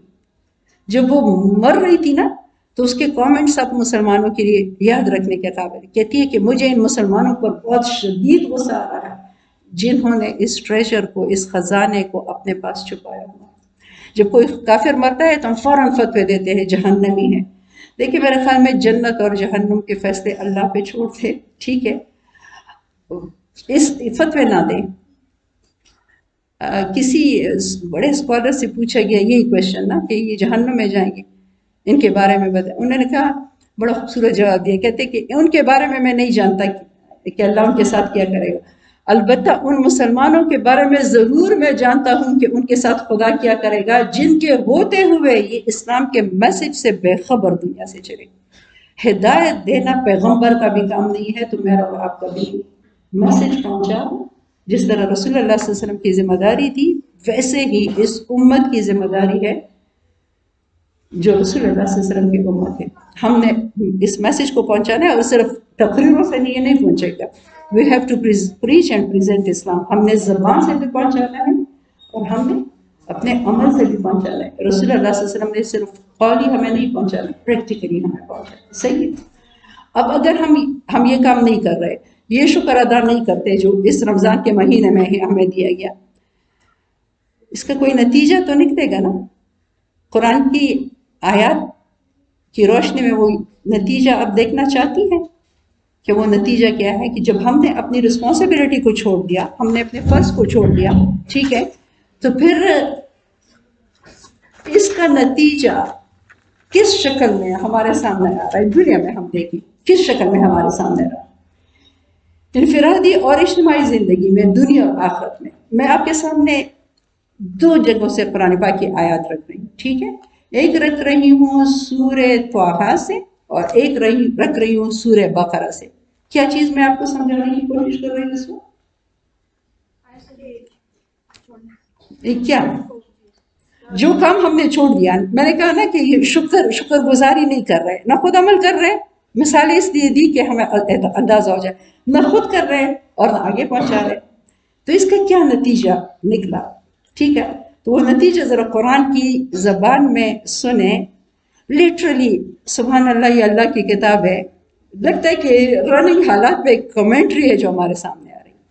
سورہ طٰہٰ میں ہے، یہ آیت نمبر 123 سے 126 تک آیات ہے۔ پہلے تو یہ بات ہے کہ دنیا میں بھیجا گیا انسان کو اللہ نے فرمایا کہ تم جاؤ دنیا میں، اور پھر وہی بات ہے کہ فَإِمَّا يَأْتِيَنَّكُم مِّنِّي هُدًى، میری طرف سے ہدایت آئے گی، فَمَنِ اتَّبَعَ هُدَايَ، جو اس ہدایت کا اتباع کرے، فَلَا يَضِلُّ، وہ نہ تو گمراہ ہوگا، وَلَا يَشْقَىٰ، اور نہ بدبختی میں مبتلا ہوگا۔ Is it clear؟ کہ جو کیا کرے، جو اس ہدایت کا اتباع کرے۔ اچھا اب یہ دوسرا طرف سن لیں، وَمَنْ أَعْرَضَ عَنْ ذِكْرِي، اور جو اس ذکر سے اعراض کرے، منہ موڑے، اس کو چھوڑ دے، اگنور کرے، سائڈ پہ ڈالے، فَإِنَّ لَهُ مَعِيشَةً ضَنْكًا، اس کی زندگی کو سخت کر دوں گا۔ معیشت سخت ہونے کا مطلب یہ نہیں ہے کہ پیسے نہیں ہوں گے، پیسے بہت ہوں گے، پیس آف مائنڈ نہیں ہوگا۔ کیا نہیں ہوگا؟ گھر ہوں گے، لگژریز ہوگی، سامان راحت ہوگا، راحت سے محروم کروں گا، سلیپنگ پلز کے بغیر نیند نہیں آئے گی، ٹھیک ہے، اولاد نافرمان ہو جائے گی، معاشرہ بگڑ جائے گا، برائیاں آ جائے گی۔ بس آپ اپنے معاشرے کو دیکھ کے آپ کو جواب مل جائے گا کہ معیشتاً دن کا کہ کیا مطلب ہے۔ اللہ رب العالمین فرماتے ہیں کہ ان کے لیے ان کی زندگی تنگ ہوگی۔ زندگی تو چلو آپ کہیں گی کہ زیادہ گزر گئی ہے، باقی گزر جائے گی، آگے کیا ہوگا؟ اللہ فرماتے ہیں وَنَحْشُرُهُ يَوْمَ الْقِيَامَةِ أَعْمَىٰ، اور روز قیامت ان کو اندھا کر کے اٹھاؤں گا، لٹرلی بلائنڈ ہوگا، نظر نہیں آئے گا، ٹھیک ہے۔ دنیا میں دل کے اندھے تھے نا، آخرت میں واقعی اندھے ہوں گے۔ اور آگے یہ الفاظ سنیں، قالا یہ شخص کہے گا رب لما حشرتنی اعما، اے پروردگار تو نے کیوں مجھے اندھا اٹھایا، وقد کنت بصیرا، میں تو دنیا میں آنکھوں والا تھا، آنکھیں تھی، آئی سائٹ۔ جواب اللہ کا ہے، قالا اللہ فرمائے گا کذالک، ایسے ہی، اتت کا آیاتنا، پہنچی تھی تم تک، آئی تھی تم تک آیات ہماری، فنسیتہا، تم نے ان کو بھلا دیا تھا۔ ظاہر ہے یاد ہی نہیں ہے، انجوائے کرے دنیا، کون سی قرآن، کون سی باتیں، کون سی آیات، فنسیتہا، تم نے بھلا دیا تھا، جس طرح تم نے اس کو بلایا تھا، وَكَذَلِكَ الْيَوْمَ تُنْسَى، اسی طرح آج کے دن تمہیں بلایا گیا۔ اور روز قیامت مجھے اور آپ کو اللہ یاد نہ رکھے تو ہم کہاں جائیں گے؟ یہ نتیجہ اللہ رب العالمین ہمارے سامنے رکھ رہا ہے اس کتاب سے اعراض کرنے کا، اسے منہ موڑنے کا۔ اچھا، یہ تو تھا کہ جس نے اس کتاب کو چھوڑ دیا۔ ہمیں زیادہ مسلمان کیا ہے کہ قرآن کے معاملے پک اینڈ چوز کرتے ہیں۔ پک اینڈ چوز کا مطلب کیا ہے؟ کچھ لیتے ہیں اور کچھ چھوڑتے ہیں، ٹھیک ہے؟ روزہ نہیں چھوڑیں گے، روزہ رکھیں گے، لیکن سودی کاروبار جاری ہوگا، اس لیے کہ پھر تو اسٹینڈرڈ آف لائف گر جائے گا۔ حالانکہ سودی کاروبار کر کر کر کے بھی اسلامک ریپبلک آف پاکستان کا پورا نظام سودی ہے۔ کتنے لوگ انڈیویجولی سود کرتے ہیں، پھر بھی میجورٹی پاکستان کے پاورٹی لائن سے نیچے زندگی بسر کرے، غربت کی لکیر سے نیچے زندگی بسر کرے۔ اللہ کی نافرمانی میں کبھی بھی خوشحالی نہیں آ سکتی، نہ دنیا میں اور نہ آخرت میں۔ لیکن کچھ لوگ ایسے جو ہم میجورٹی، یہ آیت جو میں بھی کوٹ کر رہی ہوں نا، اس کے بیک گراؤنڈ میں یہود کی مثال بتائی جا رہی ہے۔ یہود ایسا کرتے تھے اپنی کتاب کے ساتھ، ٹھیک ہے؟ اور یہود کے ذکر سے قرآن اس لیے بھرا پڑا ہے کہ قصوں کی کتاب نہیں ہے، تاکہ مجھے اور آپ کو وارن کیا جائے کہ اس راستے پر نہیں چلنا جس پر یہود چلے تھے، ورنہ ویسے ہی انجام ہوگا جس طرح ان کا۔ اب جو پک اینڈ چوز کرتے ہیں کہ روزہ تو فرض ہے لیکن پردہ نہیں کریں گے، شراب تو حرام ہے لیکن سود نہیں چھوڑیں گے، اور اب بس آپ آگے دیکھیں، اپنی زندگیوں سے دیکھیں، قرآن کے وہ حصے کہ جو آسان ہے، جس پہ سارے لوگ چل رہے ہیں، وہ میں بھی اور آپ بھی کریں گے، اور جو مشکل ہے، جس کے لیے اسٹرگل کرنا پڑتا ہے، وہ خیر ہے، اللہ رب العالمین غفور و رحیم ہے، تو پھر سن لے کہ وہ اللہ کیا کہتا ہے، ٹھیک ہے؟ کوشچن کرتا ہے اللہ ہم سے، افتؤمنون ببعض الکتاب وتکفرون ببعض، کیا تم کتاب اللہ کے ایک حصے کو مانتے ہو اور ایک کا انکار کرتے ہو؟ جس طرح آج ہم کر رہے ہیں۔ جس کا ایٹیچیوڈ، جس کا طرز عمل اس کتاب کے ساتھ ایسا ہوگا، قرآن کہتا ہے لٹرلی آپ دیکھیں کس طرح یہاں پہ فٹ رہ رہی ہے، قرآن کہتے ہیں ان کے ساتھ میں کیا کروں گا، ان کے ساتھ کیا کروں گا، فما جزاء من یفعل ذلک منکم، پھر ان کی کیا جزا ہے جو تم میں سے ایسا عمل کرے، جو تم میں سے کیسا عمل کرے، کچھ حصے کو قرآن کا لے لیں اور کچھ کو چھوڑ دیں، پک اینڈ چوز کریں، پھر ان کی کیا، قرآن پھر کوشچن کرتا ہے پھر ان کی کیا جزا ہے، وہ جزا کیا ہے؟ اللہ کہتا ہے الا، وہ جزا سوائے اس کے کچھ بھی نہیں ہے، خزی فی الحیات الدنیا، کہ دنیا کی زندگی میں رسوائی، ویوم القیامت یردون الی اشد العذاب، دنیا کی زندگی میں رسوائی اور قیامت میں شدید عذاب۔ اب اس آیت کو آپ دیکھیں اپنے سامنے کہ اللہ رب العالمین جو فرماتے ہیں کہ دنیا کی زندگی میں رسوائی ہے، ہم دیکھیں مسلمان کتنی زیادہ تعداد ہے ہم مسلمانوں کی، کتنی زیادہ نیچرل ریسورسز ہیں مسلمانوں کے پاس، کتنی دولت ہے، آئل، پیٹرولیم کی، کتنے زرخیز علاقے مسلمانوں کے پاس ہیں۔ عزت نامی چیز کوئی ہے ہمارے پاس؟ ایک مارتا ہے اور ایک مار کھاتا ہے، مار کھانے والا مسلمان ہے اور جو مارتا ہے وہ نان مسلم۔ وہ یہ اگر ہم دیکھیں، یہ حدیث جو رسول اللہ صلی اللہ علیہ وسلم نے ہمارے سامنے رکھی ہے، کس قدر آج ہمارے سامنے یہ بالکل کھلی ہمیں نظر آ رہی ہے۔ رسول اللہ صلی اللہ علیہ وسلم نے فرمایا بہت قریب ہے کہ بہت ساری قومیں آپس میں ایک دوسرے کو تمہارے خلاف بلائیں گی، جس طرح کھانے والے ایک دوسرے کو اپنے دسترخوان کی طرف بلاتے ہیں۔ صحابہ کو بڑی حیرت ہوئی، ظاہر وہ تو دین پر چلنے والے تھے، ان کے سامنے تو کوئی آنکھ اٹھا کے بھی نہیں دیکھ سکتا تھا، ان کو ہماری سمجھ نہیں آ رہی تھی کہ یہ اتنے گر جائیں گے۔ صحابہ میں سے کسی نے پوچھا کہ کیا اس کی وجہ یہ ہوگی یا رسول اللہ صلی اللہ علیہ وسلم کے ہم تعداد میں کم ہوں گے، آپ اس لیے اس حالت تک پہنچ جائیں گے؟ آپ صلی اللہ علیہ وسلم نے فرمایا نہیں، تم اس روز تعداد میں بہت زیادہ ہوگے، لیکن تم اس جھاگ کی طرح ہوگے جو پانی کے اوپر یا دریا اور سمندر کے اوپر ہوتا ہے، کوئی وزن تمہاری نہیں ہوگی، حقیقت نہیں ہوگی۔ اللہ تعالیٰ تمہارے دشمنوں کے دل سے تمہارا خوف، ہیبت اور رعب نکال دے گا۔ ایسے گاجر مولی کی طرح میں کاٹ رہے، غزہ کو دیکھیے، فلسطین کو دیکھیں، ہم سے بہت اچھے مسلمان ہیں، ٹھیک ہے، لیکن ہم اپنی حالت کو دیکھیں، اور تمہارے دلوں کے اندر رسول اللہ صلی اللہ علیہ وسلم فرماتے ہیں وہن ڈال دے گا۔ صحابہ نے پوچھا یا رسول اللہ صلی اللہ علیہ وسلم یہ وہن کیا چیز ہے؟ آپ صلی اللہ علیہ وسلم نے فرمایا دنیا کی محبت اور موت سے نفرت۔ ظاہر ہے جب ہم قرآن صرف تلاوت کے لیے پڑھتے ہیں، عمل کے لیے نہیں پڑھتے، تو ہمارا سارا پرسپیکٹیو چینج ہو جاتا ہے، ہمارا مائنڈ سیٹ چینج ہو جاتا ہے، ہم دنیا کو پھر راستہ نہیں سمجھتے، ہم دنیا کو منزل سمجھتے ہیں۔ مسلمانوں کی منزل تو جنت الفردوس کے علاوہ کچھ بھی نہیں، اور اس کو اچیو کرنے کے لیے دنیا بہت قربانیاں دینی پڑتی ہے، لیکن قرآن چھوڑ کر صرف تلاوتیں کر کر اس کے میسج کو ایبزارب کرنا ہم نے چھوڑ دیا۔ صحابہ لیتے تھے نا اس میسج کو، اس لیے ان کو ہماری یہ سمجھ نہیں آ رہی۔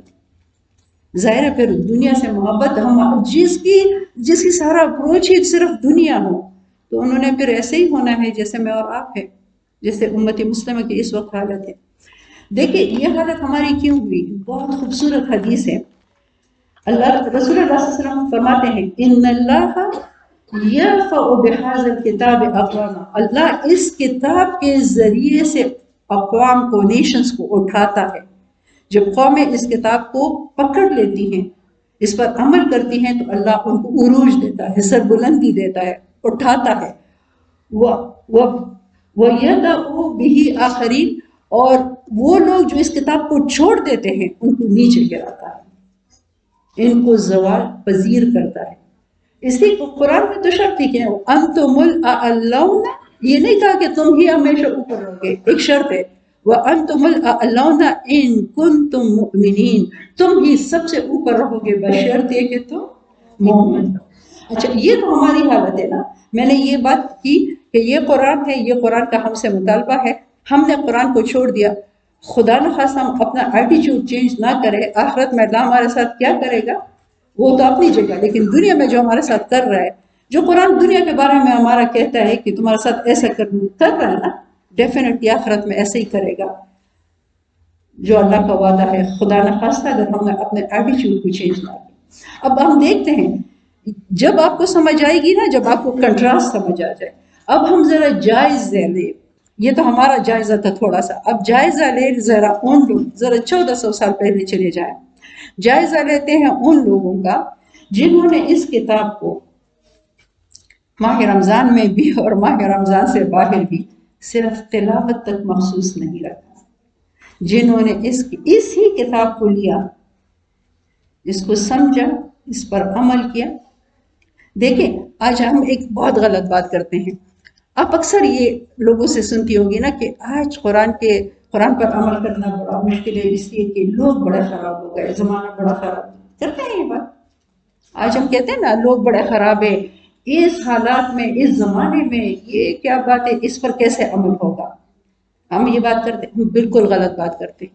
اس لیے غلط کرتے ہیں کہ اگر ہم پری اسلامک عربیہ کو دیکھیں، رسول اللہ صلی اللہ علیہ وسلم کی بعثت سے پہلے اگر عرب کو دیکھیں، اس سوسائٹی پہ ایک نظر ڈالیں، وہ ہر کبیرہ گناہ جس کا آپ سوچ سکتی ہیں اس معاشرے میں موجود تھا۔ مثلا عقیدے کے لحاظ سے مشرک تھے، وہ خانہ کعبہ جو توحید کی بنیادوں پر بنا تھا، 360 بت اسی میں رکھے تھے، ٹھیک ہے، عقیدہ ایسا تھا۔ بے حیا اتنے زیادہ تھے کہ خانہ کعبہ کے گرد بالکل برہنہ ہو کر طواف کرتے تھے۔ سورہ اعراف میں ان کی وہ تصویر آپ کو ملے گی، ٹھیک ہے۔ اخلاقی لحاظ سے اتنے گرے ہوئے تھے، اتنے سنگ دل تھے کہ اپنی بیٹیوں کو خود اپنے ہاتھوں سے زندہ زمین میں گاڑ دیتے، اتنے زیادہ جھگڑے والے تھے۔ مائٹ از رائٹ والی بات ہے کہ جس کے پاس طاقت وہ اٹھ کے دوسرے پر حملہ، سورہ عادیات پڑھی ہوگی نا، وہ تصویر آپ کے سامنے کہ کس طرح لوٹ مار ان کا پیشہ تھا۔ شراب کہ وہ ایڈکٹ تھے، پانی کی جگہ وہ شراب پیا کرتے تھے، سودی کاروبار ان کا ذریعہ معاش تھا۔ یہ چھوٹی برائی نہیں ہے، یہ بہت بڑی بڑی برائیاں تھی جو اس سوسائٹی میں موجود تھی جس میں اللہ تعالیٰ نے رسول اللہ صلی اللہ علیہ وسلم کو بھیجا، ٹھیک ہے؟ اور رسول اللہ صلی اللہ علیہ وسلم کو بھیج کر اس کتاب کے ساتھ، یہ کتاب اور رسول اللہ صلی اللہ علیہ وسلم کی سیرت، اور یہ گمراہیاں، کتنی گمراہیاں تھی اس کی طرف قرآن نے سورہ آل عمران 164 نمبر آیت میں 164 نمبر آیت میں اشارہ کیا ہے کہ لقد من اللہ علی المؤمنین، یقیناً اللہ نے اہل ایمان پر بہت بڑا احسان کیا ہے۔ وہ احسان کیا ہے؟ اذ بعث فیہم رسولا من انفسہم، جبکہ انہی کے درمیان ان سے ایک رسول اٹھایا، اور وہ رسول صلی اللہ علیہ وسلم کیا کرتا تھا؟ یتلو علیہم آیاتہ، وہ رسول صلی اللہ علیہ وسلم ان لوگوں پر، یہ جو نقشہ میں نے ابھی دکھایا نا، ان لوگوں پر یہ آیات پڑھتا تھا، وَيُزَكِّيهِمْ، ان کا تزکیہ کرتا تھا، وَيُعَلِّمُهُمُ الْكِتَابَ وَالْحِکْمَةَ، ان کو کتاب کی اور حکمت کی تعلیم دیتا تھا۔ حالانکہ اس کتاب سے پہلے قرآن کہتا ہے وَإِن كَانُوا مِن قَبْلُ لَفِي ضَلَالٍ مُبِينٍ، حالانکہ اس کتاب سے پہلے وہ کھلی گمراہیوں میں پڑے ہوئے تھے۔ یہ گمراہی جو میں نے ابھی آپ کے سامنے رکھی۔ اب دیکھیں یہاں پہ اگر ہم دیکھیں 23 ایئرز، 23 سال تاریخ میں بہت ہی چھوٹا پیریڈ کنسیڈر کیا جاتا ہے۔ تاریخ صدیوں پر محیط ہوتی ہے، 23 سال بہت چھوٹا ٹائم پیریڈ ہے۔ رسول اللہ صلی اللہ علیہ وسلم نے اسی سوسائٹی کو اس قرآن کے ذریعہ صرف 23 سالوں میں ایسا چینج کیا، ایسا ان کو بدلا، ان کی سوچوں کو بدلا، ان کی ویلیوز کو بدلا، ان کی ترجیحات اور پرائرٹیز کو بدلا، ان کی پسند اور ناپسند کو بدلا، ایسا بدلا اس کتاب نے ان لوگوں کو کہ 23 سال میں ایسا انقلاب اس کتاب نے اور رسول اللہ صلی اللہ علیہ وسلم کی خوبصورت سیرت نے اس سوسائٹی میں برپا کیا کہ ایک طرف وہ اتنے نیک بن گئے کہ دنیا میں رسول اللہ صلی اللہ علیہ وسلم کی زبان مبارک سے ان کو دنیا میں جنت کی بشارت، اس حالت سے اتنا اٹھایا۔ تو کیا یہ مطلب ہے کہ اسلام صرف دنیا میں انسان کو نیک بناتا ہے اور آخرت کی خوشخبریاں دیتا ہے اور جنت کی بشارتیں دیتا ہے؟ اگر ایک طرف دنیا میں جنت کی بشارت دی تو دوسری طرف اسی قرآن نے، اسی رسول اللہ صلی اللہ علیہ وسلم کی سیرت نے ان کو ورلڈ لیڈر بنا دیا۔ دیکھیں اس وقت 2 سپر پاورز تھی، ایک روم اور ایک ایران، اور وہ سپر پاورز تھی، امریکہ اور برطانیہ ان کے جوتے کے برابر بھی نہیں۔ اس قرآن نے ایک طرف ان کو اتنا اچھا انسان بنایا کہ دنیا میں جنت کی بشارت دی، دوسری طرف اس دنیا میں انہی کو اور صرف انہی کو ورلڈ لیڈر بنایا، ساری دنیا کو اسلام کے قدموں میں گرا دیا، اور اس وقت تک مسلمان ورلڈ لیڈر رہے جب تک اس کتاب کے ساتھ چپٹے رہے، جب تک رسول اللہ صلی اللہ علیہ وسلم کے احکامات کے ساتھ چپٹے رہے۔ ابھی میں نے حدیث پڑھی نا، اسی کتاب کے ذریعے سے اٹھاتا ہے اور اسی کو چھوڑنے سے، ان کو اسی کے ذریعے اٹھایا اور آج ہمیں اسی کو چھوڑنے سے گرا دیا۔ اب اگر ہم چند مثالیں ان کی زندگیوں سے دیکھیں، مثالوں سے انسان بہت انسپائر ہوتا ہے، کہ ان کی زندگیوں سے ہم چند مثالیں دیکھیں کہ اس کتاب نے ان کو کیسے چینج کیا۔ ہماری تو کوئی بھی چیز ٹھیک نہیں ہے، نہ ہماری نمازیں ٹھیک ہے، نہ ہمارے روزے ٹھیک ہے، نہ ہمارے عبادات ٹھیک ہے، نہ ہمارا اخلاق ٹھیک ہے، نہ ہماری معاشرت ٹھیک ہے، نہ ہماری معیشت ٹھیک ہے، نہ ہماری سیاست ٹھیک ہے، نہ ہمارے آئین و قوانین صحیح ہے، کچھ بھی تو ہم نے نہیں دیا۔ لیکن ان کو اگر ہم دیکھیں، چند مثالیں میں آپ کے سامنے رکھ رہی ہوں کہ اس قرآن نے ان کو کیسے، اس کا مطلب اس میں یہ پوٹینشیل تا قیامت ہے نا، بشرطے کہ اس کو پکڑ لیں۔ قرآن نے ایمان کے بعد سب سے زیادہ زور کس پر دیا ہے؟ نماز پہ، اعمال میں نماز پہ دیا۔ کس طرح نماز کی اہمیت سمجھائی؟ اس کے لیے میرا خیال میں حضرت عمر رضی اللہ عنہ کی شہادت کا واقعہ کافی ہوگا۔ حضرت عمر رضی اللہ عنہ نماز فجر میں نماز کے لیے آتے ہیں، فجر کی امامت کو لیڈ کرتے ہیں، ابو لؤلؤ، اللہ کی لعنت ہو اس پر، جو مجوسی جس نے تیاری کی تھی حملے کی، وہ آتے ہیں اور حضرت عمر رضی اللہ عنہ پہ دوران نماز وار کرتے ہیں، حملہ کرتے ہیں، ان کو سٹاپ کرتے ہیں اور بہت جگہوں پہ سٹاپ کرتے ہیں۔ آپ مسلمانوں کی ڈسپلن دیکھیے، عمر رضی اللہ عنہ سے اتنی بلیڈنگ ہو رہی ہے کہ وہ گر گئے اور مسلمانوں کی نماز باجماعت نہیں ٹوٹی، فوراً صحابی ان کی جگہ لیتے ہیں اور پچھلی صفوں میں جب اس واقعے کو بتایا جاتا تھا کہ پچھلی صفوں میں صحابہ کہتے کہ ہمیں کچھ نہیں پتہ چلا، ہمیں صرف یہ پتہ چلا کہ آواز چینج ہو گئی، عمر رضی اللہ عنہ کی جگہ کوئی اور تلاوت کر رہا ہے۔ عمر رضی اللہ عنہ کے اور ظاہر اسی سے پھر وہ شہید بھی ہوئے کہ اتنا بلیڈ کر رہا ہے کہ وہ کھڑے نہیں ہو سکتے، لیکن مسلمان اتنے ڈسپلن، یہ ڈسپلن کس نے سکھائی تھی؟ ہم نمازیں پڑھتے ہیں، ڈسپلن نام کی کوئی چیز نہیں ہے، ہمیں اتنی سی کوئی چیز آ جائے تو ہماری ساری چیزیں ختم ہو جاتی ہیں۔ اچھا، ان کی جگہ وہ نماز پڑھاتے ہیں، مختصر نماز پڑھ کے نماز باجماعت پوری ہو جاتی ہے۔ حضرت عبداللہ ابن عمر رضی اللہ عنہ جو بیٹے تھے، ان کا گھر مسجد کے قریب ہی تھا، مسجد نبی کے، وہ عمر رضی اللہ عنہ کو گھر لے کر جاتے ہیں اور وہ بے ہوش ہوتے ہیں، اس لیے کہ بہت ایکسیسو بلیڈنگ ہوئی تھی، ان سے بہت زیادہ خون بہا تھا، اور جیسے ہی عمر رضی اللہ عنہ ہوش میں آتے ہیں، آپ جانتی ہیں پہلا کویشچن اپنے بیٹے سے کرتے ہیں، اصلی الناس، کیا لوگوں نے نماز پوری کر لی؟ وہ لیڈ کر رہے تھے نا، امامت کر رہے تھے، اور وہ ان سے تو آدھی رہ گئی، پوری نہیں ہوئی تھی۔ پہلا کویشچن، کیا مسلمانوں نے نماز پوری کر لی؟ اور جب انہوں نے جواب دیا کہ ہاں تو تسلی ہوئی، پھر بے ہوش ہو گئے۔ پھر جب ہوش میں آئے تو پانی مانگا، اور بیٹے کا خیال تھا کہ شاید وہ پینا چاہتے ہیں، انہوں نے وضو کیا اور اپنی نماز پوری۔ سبحان اللہ، ہمیں ہیڈ ایک ہو تو ہم نماز چھوڑ دیتے ہیں، بغیر کسی وجہ کے نمازیں چھوڑ دیتے ہیں۔ کسی کا گھر جانا ہوا نماز چھوڑ دی، کوئی مہمان آیا نماز چھوڑ دی، فنکشن ہے نماز چھوڑ دی، بازار میں نماز چھوڑ دی، یہاں چھوڑ دی، وہاں چھوڑ دی۔ کیا میسج یہ صحابہ جن کی تربیت رسول اللہ صلی اللہ علیہ وسلم نے کی، کیا میسج ہمیں چھوڑ کے گئے تا قیامت کہ اللہ کی نظروں میں جو قیم الصلاۃ سے جو قرآن بھرا پڑا ہے، نماز کے بعد جو سب سے زیادہ سٹریس قرآن دیتا ہے نماز پہ، انہوں نے اپنی آخری عمل سے مسلمانوں تک یہ میسج پہنچایا جو ان تک رسول اللہ صلی اللہ علیہ وسلم پہنچا چکے تھے اپنے عمل سے۔ کیا انسان دیکھیں، یہ فرشتے وہ نہیں تھے، وہ ہماری طرح انسان تھے۔ بلیڈ کرنا، ہمیں زخم لگے، یہ تو بہت دور کی بات ہے، ہم تو بغیر کسی وجہ کے بھی نمازیں چھوڑ دیتے ہیں۔ یہ اس قرآن نے ان کو ایسا کیا تھا۔ دوسری مثال اگر میں آپ کے سامنے رکھوں، ابھی میں حیا پہ بات کر رہی تھی نا، سورہ نور پہ اور سورہ احزاب پہ بات کر رہی تھی۔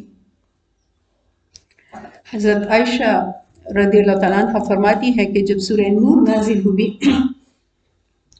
اور صحابہ نے اس کو رسول اللہ صلی اللہ علیہ وسلم سے سنا اور سیکھا، اور جا کے وہ اپنے گھروں میں صحابہ نے اپنی خواتین کو، بیٹیوں اور بیویوں کو، اور ان کو سورہ نور ان تک پہنچائی، تو حضرت عائشہ رضی اللہ تعالیٰ عنہ فرماتی ہے کہ اللہ رحم کرے انصار کی خواتین پر، بہت اپریشیٹ کر رہی ہے، تعریف کر رہی ہے، کہتی ہے کہ کل صبح، آج سن لی، کل صبح انصار کی ساری خواتین کور آئی اور اپنے باریک کپڑوں کو چھوڑ کے موٹے موٹے کپڑوں سے، اس لیے کہ قرآن کہتا ہے نا کہ وَلْيَضْرِبْنَا بِخُمُرِهِنَّ عَلَى جُيُوبِهِنَّ وَلْيَضْرِبْنَا بِخُمُرِهِنَّ عَلَى جُيُوبِهِنَّ، کہ یہ مسلمان عورتیں پری اسلامک عربیہ میں ایسا تھا کہ وہ سر کور کرتی تھی اور پیچھے ڈال لیتی، فرنٹ ان کا کھلا ہوتا تھا، تو اسلام نے سورہ نور میں احکامات دے کر اس سوسائٹی کو ریفارم کیا، اس کی اصلاح کی کہ فرنٹ کور ہونا چاہیے، اور ظاہر فرنٹ جو ہے وہ جارجٹ اور نیٹ اور ان چیزوں سے کور نہیں ہوتا، تو انہوں نے باقاعدہ اپنے آپ کو پورا کور کیا۔ اور ظاہر رسول اللہ صلی اللہ علیہ وسلم تشریح کر چکے ہیں، ایک دفعہ باریک ململ آئی تھی آپ صلی اللہ علیہ وسلم کے پاس، تو ایک صحابہ کو آپ صلی اللہ علیہ وسلم نے وہ ململ دی۔ حضرت دحیہ کلبی رضی اللہ عنہ جو خوبصورت صحابی تھے، اور جبرائیل علیہ السلام جب انسانی شکل میں آتے تھے تو ان کی شکل میں آتے تھے، ان کو وہ ململ دی اور کہا کہ اس کا آدھا اپنے کھردا بناؤ اور آدھا اپنی بیوی کا دوپٹہ بناؤ، لیکن اسے کہو کہ نیچے لائننگ لگا دے تاکہ جسم کی ساخت نظر نہ آئے۔ ظاہر ہے اسلام کی انٹرپریٹیشن تو مجھ پر اور آپ پر نہیں ہے نا، رسول اللہ صلی اللہ علیہ وسلم کر کے گئے ہیں، تو وہ کہتی ہے کہ ساری خواتین جو ہیں وہ کورڈ آئی اور موٹے کپڑوں سے کورڈ آئی. کتنا سوچتے ہیں میں اور آپ اپنے آپ کو کور کرنے میں؟ کیا میں اور آپ نہیں جانتے سورہ نور اور احزاب کو ہم نہیں پڑھتے کہ قرآن ایک مسلمان عورت سے کس قسم کا ڈریس کوڈ چاہتی ہے؟ گھر کے اندر اس کا ڈریس کوڈ کیا ہو اور گھر سے جب باہر نکلے تو وہ کیا ڈریس کوڈ ہو؟ کیا میں اور آپ نہیں جانتی؟ کیا ہم نہیں پڑھتی؟ ہم کب سوچیں گے کہ اس پر عمل کریں؟ آپ نے کبھی اس پہ سوچا ہے کہ مسلمان عورت کا کفن مرد کے کفن سے فرق ہے؟ فرق 3 پیس ہے نا. وہ ایک ٹکڑا کس کے لیے؟ سر اور چیسٹ کو جو کور کرنے کے لیے. جو اللہ ہمیں اتنا حیا میں دیکھنا چاہتا ہے کہ ہمارے مردے جسم پر بھی اس کو باقی رکھے. وہ اللہ نہیں چاہتا کہ میں اور آپ جب زندہ ہوں تو ذرا وہ حیا کے نمونے بن جائے اور ان تعلیمات کو لے لے جو سورہ نور اور سورہ احزاب میں میرے اور آپ ہی کے لیے نازل ہوئی. وہ تصویر تھی سمعنا و اطعنا، ہم نے سنا اور ہم نے ایکسیپٹ کیا. ایک صحابیہ کے بارے میں آتے ہیں کہ وہ گھر سے باہر تھی کہ پردے کے احکامات ظاہر وہ جیسے جیسے نازل ہوتے تھے وہ دیے جاتے تھے، اس کے خانے میں پردے کے احکامات پڑے. کہتی ہے وہ وہیں پہ کھڑی ہو گئی اور بیٹی کو آواز دی کہ ذرا گھر سے میری چادر پھینک دو. کہتی ہے کہ بیٹی نے کہا کہ چند ہی قدم میں آئی جاؤ. اس نے کہا کہ تم اللہ اور اللہ کے رسول صلی اللہ علیہ وسلم کی نافرمانی میں ایک قدم بھی اٹھانے کے لیے تیار نہیں ہوں، تم تو چند قدم کی بات کر رہی ہو. کون تھی حضرت فاطمہ رضی اللہ عنہا جن کا ہم اپنی بیٹیوں کے لیے بڑے شوق سے نام رکھتے ہیں. جنت میں اہل جنت خواتین کی سردار جو ہوں گی، ٹھیک ہے، اور رسول اللہ صلی اللہ علیہ وسلم کی محبوب ترین بیٹی تھی، ٹھیک ہے. لیکن وہ یہ غلط فہمی ان کو نہیں تھی کہ میں عمل نہیں کروں گی اور رسول اللہ صلی اللہ علیہ وسلم مجھے چھڑا جائیں. ان غلط فہمیوں میں ہم پڑ گئے جب اس کتاب کو چھوڑا. اتنی حیا ان کے بارے میں آتا ہے، اتنی حیا تھی، انہوں نے وصیت چھوڑی تھی کہ میرا جنازہ رات کو اٹھایا جائے. کیوں؟ تاکہ میری ڈیڈ باڈی پر مردوں کی نظر نہ پڑے. وہ اپنے مردہ جسم پر مردوں کی نظروں کو برداشت نہیں کر سکتی تھی. ہم اپنے بارے میں ذرا تھوڑا سا سوچیں. ان جیسا مقام تو نہیں، لیکن ان کے خدمتگار کی حیثیت سے بھی اللہ اگر ہمیں جنت میں داخل کرے گا تو کچھ تو ان کی زندگیوں کی جھلک ہونی چاہیے نا. المرء مع من احب، حدیث رسول صلی اللہ علیہ وسلم آپ نے سنی ہوگی کہ انسان اس کے ساتھ آخرت میں ہوگا جس سے محبت کی، اور جس سے محبت کی جاتی ہے ان کو کاپی کیا جاتا ہے، ان کی ساری چیزوں کو کاپی کیا جاتا ہے. ہم آخرت میں ان کے ساتھ رہنا چاہتے ہیں لیکن دنیا میں عائشہ اور فریش کے ساتھ رہنا چاہتے ہیں، تو یہ پاسبل نہیں. انہوں نے اس قرآن کو لیا تھا نا. اچھا عائشہ رضی اللہ عنہ کون تھی؟ کون تھی حضرت عائشہ؟ رسول اللہ صلی اللہ علیہ وسلم کی محبوب ترین بیوی. ٹھیک ہے، آپ کو یہ واقعہ پتا ہے کہ جب رسول اللہ صلی اللہ علیہ وسلم کے روضے کے ساتھ دوسرے نمبر پر کون فوت ہوئے؟ حضرت ابوبکر رضی اللہ عنہ کا روضہ ہے نا، ٹھیک ہے، اور تیسرے پر حضرت عمر رضی اللہ عنہ.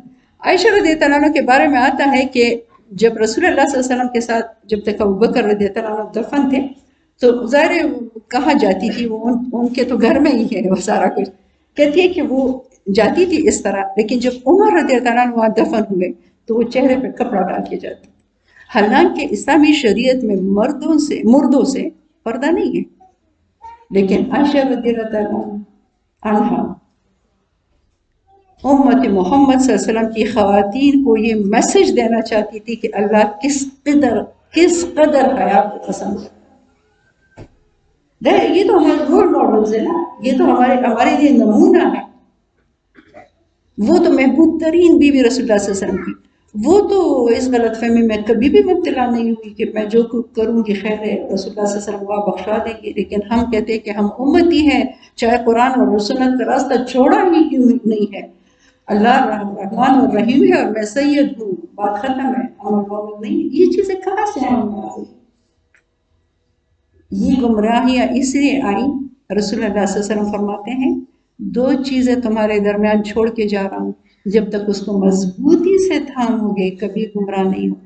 اللہ کی کتاب اور اللہ کے رسول صلی اللہ علیہ وسلم کی سنت. ظاہر ہے جب ہم نے ان کو چھوڑ دیا تو ساری گمراہیاں ہم میں آ گئی جب ہم نے ان کو صرف تلاوتوں کے لیے رکھا، پریکٹیکل لائف سے اس سے انسٹرکشن دینا چھوڑ دیا ہے، ہدایات دینے چھوڑ دیا، عمل کرنے کے لیے پڑھنا چھوڑ دیا اس کو، تو پھر ہمیں ایسے ہی ہونا۔ یہ دیکھیں، یہ تو چند مثالیں ہیں، یہ حیاتی مثال۔ اب ہم اتنا ایگو ہے ہمارا، اتنی انا ہے کہ کوئی کسی سے غلطی ہو جائے تو ہم معاف نہیں کر سکتے، نہیں معاف کر سکتے۔ میں اتنی بڑی چیز ہوں، میں کیسے معاف کروں؟ حالانکہ جو اگر آپ سوچے کہ جس نے زیادتی کی ہو شاید بہت بڑی زیادتی نہ کی ہو، شاید اتنی زیادتی نہ کی ہو جتنا زیادتی مستہ ابن اساسہ نے حضرت ابو بکر رضی اللہ عنہ سے کی۔ آپ کو واقعہ افق معلوم ہوگا، اور یہ مستہ حضرت ابو بکر رضی اللہ عنہ کے قریبی رشتہ دار تھے، اور یہ غریب تھے، فائنینشیل سپورٹ حضرت ابو بکر رضی اللہ عنہ کیا کرتے تھے، اور وہ ان چند مسلمانوں میں سے تھے جنہوں نے واقعہ افق میں جو تہمت حضرت عائشہ رضی اللہ عنہ پر منافقین کی طرف سے لگائی گئی اس نے حصہ لیا تھا۔ اور بالکل یہ نیچرل ہے، یہ بالکل مطلب سمجھ میں آنے والی بات ہے کہ ابو بکر رضی اللہ عنہ جیسے انسان کو اتنا غصہ آیا ہو کہ میں اس کو فائنینشیل سپورٹ نہیں کروں، اس لیے کہ کس پر تہمت لگائی؟ رسول اللہ صلی اللہ علیہ وسلم کی بیوی حضرت ابو بکر رضی اللہ عنہ کی بیٹی امہات المومنین حضرت عائشہ رضی اللہ عنہ۔ اتنا غصہ تو بالکل نیچرل ہے نا کہ اس کا فائنینشلی میں مالی مدد نہیں کروں گا۔ اور جب ابو بکر رضی اللہ عنہ صرف اتنا کہا تو قرآن کی آیت نازل ہوئی کہ تم تو صاحب فضل ہو، اور یہ جو ٹکڑا واقعی کتنی دفعہ میں نے اور آپ نے یہ پڑھا ہوگا، الا تحبون ان یغفر اللہ لکم، کیا تم نہیں چاہتے کہ خدا تمہیں معاف کرے؟ واللہ غفور الرحیم، اللہ تعالیٰ معاف کرنے والے اور رحم کرنے والے۔ اور جیسے یہ ٹکڑا پڑا فوراً ابو بکر رضی اللہ عنہ ہوتے کہتے اللہ میں ضرور چاہتا ہوں کہ آپ مجھے معاف کریں۔ اور نہ صرف یہ کہ ان کا مالی تعاون دوبارہ شروع کیا بلکہ اس سے بڑھ کر کیا۔ اس لیے کیوں کیا؟ یہ ایگو، یہ انا، یہ کہ میری بیٹی کے ساتھ ایسا کیا تھا، یہ اتنا چھوٹی بات تو نہیں تھی، یہ سب کچھ سائڈ پہ ڈال کر کیوں معاف کیا؟ اس لیے کہ وہ چاہتے تھے کہ اللہ معاف کرے، مجھے اللہ معاف کرے۔ اب ہم اپنا جائزہ لیں، یہ قرآن پڑھتے تھے وہ نا، اس قرآن کے میسج کو انہوں نے ایبزارب کیا تھا نا، اس لیے قرآن کی جب آیت ان کے سامنے آئی تو وہ لرز اٹھے اور فوراً اپنا طرز عمل چینج کیا۔ کتنی دفعہ میں نے اور آپ نے یہ آیت پڑھی ہوگی۔ ہم اپنا ذرا جائزہ لیں، اپنے خاندان، گھروں سے، ہر طرف سے جائزہ لیں۔ ظاہر ہے دنیا میں انسانوں کے ساتھ رہتے ہیں، ڈیوٹیز بھی ہوتی ہے اور رائٹس بھی ہوتی ہے، حقوق اور فرائض ہوتے ہیں۔ ہم پر جس نے بھی زیادتی کی ہے، جس شکل میں بھی زیادتی کیا، آپ اس کو تھوڑا سا موازنہ کریں۔ ابو بکر رضی اللہ عنہ کے ساتھ جتنی زیادتی کی، کیا اس سے زیادہ ہے؟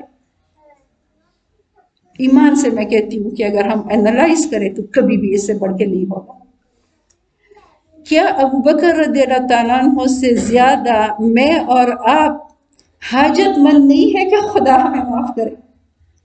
ان کو تو دنیا میں رسول اللہ صلی اللہ علیہ وسلم کی زبان مبارک سے جنت کی بشارت دی گئی تھی، پھر بھی اتنا ڈرتے تھے، پھر بھی اتنا زیادہ کانشیس تھے۔ میں اور آپ کا تو پتہ بھی نہیں چلتا۔ کیا میں اور آپ نہیں چاہتے کہ اللہ ہمیں معاف کرے؟ پھر ہمیں معاف کرنا کیوں اتنا مشکل لگتا ہے؟ دیکھیے، اگر ہم ایک اصول لیں نا اپنی زندگی میں، ہم سارا دن یہ سوچتے ہیں کہ مجھے میرا حق نہیں ملا۔ اگر یہ سینٹینس اس طرح کریں کہ میں اپنا فرض ادا کروں، حق ان معمولی انسانوں کے بجائے کس سے مانگوں؟ جو واقعی دینے والا ہے، جو وہاب ہے، جو دیتا ہے تو اتنا دیتا ہے کہ آپ میں سوچ نہیں سکتے۔ کتنا آسان، ظاہر ہے یہ اس پر اگر ہم آ جائیں، وہ ایسی ہے میں ایسی ہوں، وہ ایسا ہے میں ایسی ہوں، پھر ہم کبھی بھی اس معیار تک نہیں پہنچ سکتے جس تک قرآن ہمیں پہنچانا چاہتا ہے۔ لیکن اگر ہم یہ سوچیں میں اس لیے ہر ایک کو معاف کروں گی کہ میں چاہتی ہوں کہ میرا رب مجھے معاف کرے، تو پھر میرے خیال میں بہت زیادہ آسان۔ پھر ایگو اور یہ مسئلہ، اور اکثر یہ آتا ہے نا کہ میں کیوں معاف کروں، پھر مجھے لوگ کہیں گے کہ یہ بہت نیچے گر گئی۔ آپ نے یہ حدیث نہیں سنی رسول اللہ صلی اللہ علیہ وسلم کی؟ من تواضع للہ رفعہ اللہ، جو عاجزی اختیار کرتا ہے، اس لیے نہیں کہ میں بدلہ نہیں دے سکتی، میں 10 دفعہ لے سکتی ہوں، لیکن میں عاجزی کس لیے اختیار کروں کہ اللہ مجھ سے خوش ہو جائے. تو اللہ تعالیٰ کبھی بھی عاجزی اختیار کرنے والوں کو نیچے نہیں کرتا. من تواضع للہ ہے، جو عاجزی اختیار کرتا ہے اللہ کے لیے، رفعہ اللہ، اللہ اس کو دنیا میں بھی عزت دیتا ہے. اللہ تعالیٰ کبھی بھی نیچے نہیں گراتا. سمجھ آ رہی ہے میری بات؟ یہ اس لیے کرے کہ خاص کر رمضان کے حوالے سے دیکھیں، 15 شعبان کے حوالے سے جو حدیث کوٹ کی جاتی ہے، ایک حدیث کا میں حوالہ دے رہی ہوں جس کے بارے میں اسکالرز متفق ہے کہ وہ اوتھینٹک ہے، ٹھیک ہے، اور وہ حدیث ہے کہ جس کا مفہوم یوں ہے کہ اس رات اللہ تعالیٰ سب لوگوں کو معاف کرتا ہے جو سوائے 2 کے، شرک اور شہنا. شرک وہ لوگ جو شرک میں مبتلا ہو، ظاہر مشرک کے لیے معافی نہیں، اور شہنا کہتے ہیں بغض کو، کینے کو، ہیٹریڈ کو، نفرت کو، جو دوسرے مسلمان کے لیے دل میں نفرت رکھے، اس کو نہیں معاف کرتا. اور دیکھیں یہ پریپریشن قرآن رمضان جیسے مقدس مہینے سے پہلے 15 شعبان میں کرتا ہے تاکہ ہم مینٹلی پریپیئرڈ ہو اس کے لیے. وہ حدیث بھی آپ نے سنی ہوگی کہ ہر جمعرات کو اور ہر منڈے کو، پیر کو اعمال اللہ کے سامنے پیش کیے جاتے ہیں، باقیوں کو جب معاف کیا جاتا ہے 2 کو پینڈنگ چھوڑ جاتا ہے، 2 کا فیصلہ مؤخر کیا جاتا ہے. وہ 2 مسلمان جو آپس میں ایک دوسرے کے ساتھ کٹی ہو، بغض ہو، کینہ ہو، نفرت ہو، ان کا فیصلہ مؤخر جب تک کہ یہ آپس میں ایک دوسرے کی آپس میں اصلاح نہ کرے. اب حضرت عبداللہ ابن مسعود رضی اللہ عنہ کو جانتے ہیں؟ وہ صحابی جس کے ٹیچر رسول اللہ صلی اللہ علیہ وسلم تھے، جو مفسر قرآن، جن کی تعریف رسول اللہ صلی اللہ علیہ وسلم نے کی ہے کہ جو قرآن کو سننا چاہتا ہے، مفہوم یوں ہے، ویسے تازہ، ویسے جس طرح وہ تاری گئی، جس طرح وہ نازل کی گئی، تو حضرت عبداللہ ابن مسعود سے سنا. وہ صحابی جس کی اور بڑی حیثیت ہے. ایک تابعی ان سے پوچھتے ہیں، یہ تو صحابی ہے نا، ایک تابعی ان سے پوچھتے ہیں کہ آپ لوگ رمضان کے مہینے آنے سے پہلے مطلب کیا پلاننگ کرتے تھے کہ کتنے ختم قرآن کرو گے؟ آپ کے خیال میں عبداللہ ابن مسعود رضی اللہ عنہ نے کیا جواب دو گا؟ پتہ انہوں نے کیا جواب دی؟ بالکل حیران کرنے والی بات. انہوں نے کہا کہ ہم یہ جرت بھی نہیں کر سکتے تھے کہ رمضان کا ہلال طلوع ہو اور ہم آپس میں ایک مسلمان مسلمان کے لیے بغض رکھتے ہو. سارا پرسپیکٹیو ہی چینج. اس کا یہ مطلب نہیں ہے کہ وہ قرآن نہیں پڑھا کرتے تھے، ان سے زیادہ قرآن کون پڑھتا ہوگا، لیکن ہم مسلمانوں کو یہ میسج پہنچایا کہ حقوق اللہ کے ساتھ ساتھ حقوق العباد کی بھی فکر کریں. اللہ کے حقوق تو اللہ تو بہت ہی بڑا ہے، معاف کرنا چاہے اس کی اپنی جگہ حقوق اللہ کی، ظاہر اس کے بارے میں ہم سے پوچھا جائے گا اور ہمیں کانشیس ہونا چاہیے، لیکن ایک طرف حقوق اللہ کے بارے میں ہم کانشیس ہے اور اوور کانشیس ہونا چاہیے، لیکن دوسری طرف حقوق العباد کے بارے میں ہم ذرا اپنے آپ کو اینالائز کریں. کتنے ہم ابھی سے فکر ہے کہ اتنے ختم کریں گے اور اتنے وظیفے کریں گے، اتنے نوافل پڑھیں گے، اتنی چیریٹی کریں گے، اتنے انفاق فی سبیل اللہ کریں گے، اور الحمدللہ انشاءاللہ اللہ توفیق دے کہ جتنا سوچے اس سے بھی زیادہ کرے. لیکن دوسری طرف کتنے لوگوں سے ٹوٹی ہے، کتنے سے ناراضگی ہے، کن کے لیے بغض رکھتے ہیں، کن کے لیے کینہ رکھتے ہیں، کن دل ہمارے کیسے ہیں، دیکھیں وہ اللہ ہی جانتا ہے. تو میرے خیال میں رمضان کے پلاننگ میں سب سے پہلی پلاننگ یہ کرے کہ فون اٹھا کے ذرا کہ مجھے معاف کرو، کوئی کچھ بھی نہیں ہوگا. دیکھیے جس سینے میں بغض اور کینہ ہوگا وہ قرآن کی روشنی کیسے ابزرو کرے گا؟ یہ دل صاف ہوں گے انشاءاللہ. اس لیے یہ ساری چیزیں ہیں. 15 شعبان والی حدیث میں نے سنائی، ٹھیک ہے، اس لیے حضرت عبداللہ ابن مسعود رضی اللہ عنہ والی بات میں نے سنائی کہ اسلام بہت خوبصورت دین ہے اور وہ بہت حقوق اللہ کو حقوق اللہ کی جگہ دیتا ہے، لیکن حقوق العباد کو حقوق العباد کی جگہ رکھتا ہے، ٹھیک ہے. اور روز قیامت بھی ظاہر اللہ کے جو ہم پہ مجھ پر حقوق ہے اگر وہ اللہ معاف کرنا چاہے تو اللہ معاف کرنے والا ہے، لیکن حقوق العباد اگر لوگوں کے ہم پر ہے، چاہے وہ نفرتیں ہیں، بغض ہے، کینے ہیں، ان کے حق ہم نے مارے ہیں، ان کی عزتوں پر ہم واٹ ایور فارم میں ہیں، آپ سب کو یہ معلوم ہوگا کہ روز قیامت وہ اللہ معاف نہیں کرے گا جب تک وہ شخص معاف نہ کرے جس کے ہم نے حقوق غصب کیے، وہاں بھی اللہ ان سے معاف کروائے گا۔ اور انسان معاف کرنے میں بہت بخیل ہے، جتنا اللہ جنرس ہے نا، انسان بہت بخیل ہے۔ اس کو قیامت پہ پینڈنگ نہ چھوڑے، اگر وہاں معاف نہ کرے تو کہاں جائے گے، اور وہاں ہماری ساری نیکیاں یہ دے جائے۔ وہ جو رسول اللہ صلی اللہ علیہ وسلم نے مفلس کے بارے میں پوچھا کہ وہ حدیث یاد ہوگی نا، کہ نہیں کیا ہم ساتھ لوگوں پر زیادہ کرتے ہیں، غیبتیں کرتے ہیں، گالیاں دیتے ہیں، حق مارتے ہیں، اور پھر اس انسان کی نیکیاں ان میں تقسیم ہوگی اور وہ پھر بھی ختم نہ ہو تو ان کے گناہ اس شخص کے خدا نہ خواستہ اپنے گناہ اور اوروں کے گناہ تو جائیں گے کہاں۔ اس لیے پھر یہ دیکھیں کہ معاف کرنا اسلام ہمیں تو بھرا پڑا ہے، میں نے تو صرف ایک مثال دی، اور ہم کوئی اپنی خراب عادت نہیں چھوڑ سکتے، ایک خراب عادت ہیبٹ کو نہیں چھوڑ سکتے۔ جنہوں نے اس قرآن کے میسج کو ایبزارو کیا تھا ان کی زندگی کی مثال شراب کی حرمت کو دیکھیں آپ، قرآن سے لور تھے قرآن وہ شراب کے، ان کی لٹریچر میں شراب کے اتنے سارے نام تھے، اور جب شراب کی حرمت کا حکم نازل ہوا تو انہوں نے یہ نہیں سوچا کہ گریجول وڈرال کریں گے، پہلے اس کو تھوڑا سا کم کریں گے پھر کم۔ آپ کو سب کو معلوم ہوگا کہ مدینے کی سٹریٹس میں، گلیوں میں شراب بہنے لگی، جس کا پیالہ جہاں تھا وہیں سے زمین تک پہنچا۔ وہ سوچ بھی نہیں سکتے تھے کہ ایک چیز جو اللہ نے حرام کی ہے وہ اس کو استعمال بھی کر سکتے ہیں۔ میں اور آپ ایک اپنی غلط ہیبٹ اور عادت کو نہیں چھوڑ سکتے۔ ذرا موازنہ کرے ان لوگوں سے جنہوں نے اس کتاب کو واقعی لیا تھا تو ان کی زندگی کیا ہے۔ اور جو آخری بات میں کروں گی، وہ مثالیں تو بہت ہیں، ہماری خوبصورت تاریخ خوبصورت مثالوں سے بھری پڑی ہے، لیکن یہ چند ہی کافی ہے کہ انفاق فی سبیل اللہ، ہم فرض زکوٰۃ تک نہیں دیتے، فرض زکوٰۃ میجورٹی مسلمان نہیں دیتے، وہ انفاق فی سبیل اللہ، نفلی صدقات کتنے دیا کرتے تھے۔ جب یہ آیت نازل ہوئی کہ کون ہے جو اللہ کو قرض دے، تو ابو درداء رضی اللہ عنہ رسول اللہ صلی اللہ علیہ وسلم سے پوچھتے ہیں کہ یا رسول اللہ صلی اللہ علیہ وسلم، اللہ ہم سے قرض مانگتا ہے۔ رسول اللہ صلی اللہ علیہ وسلم نے فرمایا، جس کو مفہوم یہ ہے کہ ہاں، کہ اللہ مینی فولڈ تمہیں کئی گنا بڑھا کے تمہیں واپس کرے۔ اور ان کا وہ باغ جس میں 600 کھجور کے درخت تھے، 600 کھجور کے درخت تھے، اسی میں ان کا گھر بھی تھا، اس میں اس کے بچے بھی رہتے، اور وہ جاتے اور اپنی بیوی سے کہتے ہیں کہ امی دادا یہ میں نے اللہ کو قرض دیا، اور وہ اتنی خوش ہوتی ہے کہ بہت اچھا نفع کا سودا کیا، اور ان کے بچے کے ہاتھ میں کھجور تھی، ان سے لے کر وہیں پہ پکوا دی کہ یہ اللہ کو میں نے قرض دیا۔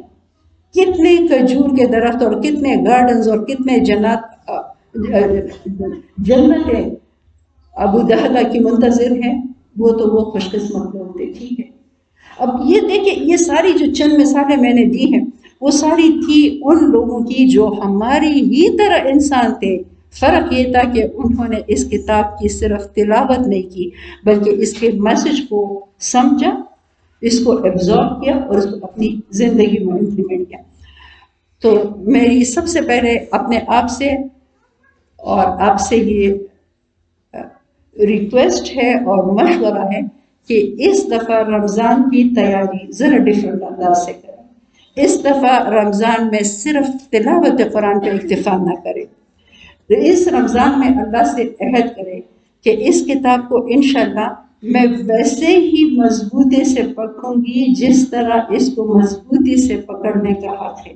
یہ واحد راستہ ہے دنیا میں سچی عزت اور سرخروئی، اور آخرت میں اللہ کی فلاح، اللہ سے فلاح حاصل کرنے اور نجات کا واحد جو ذریعہ ہے وہ یہ قرآن ہے۔ صحیح، وآخر دعوانا الحمدللہ رب العالمین۔ اللہ مجھے اور آپ کو جو ہم نے سنا، اللہ تعالیٰ اس پر ہمیں بہترین عمل کرنے کی توفیق دے، اور اللہ اس کتاب کو ہمارے حق میں حجت کرے۔ وآخر دعوانا الحمدللہ رب العالمین۔ سبحانک اللہم و بحمدک، نشہد ان لا الہ الا انت، نستغفرک و نتوب الیک۔ صلی اللہ علی نبینا محمد وآلہ وصحبہ وبارک وسلم تسلیما کثیرا کثیرا۔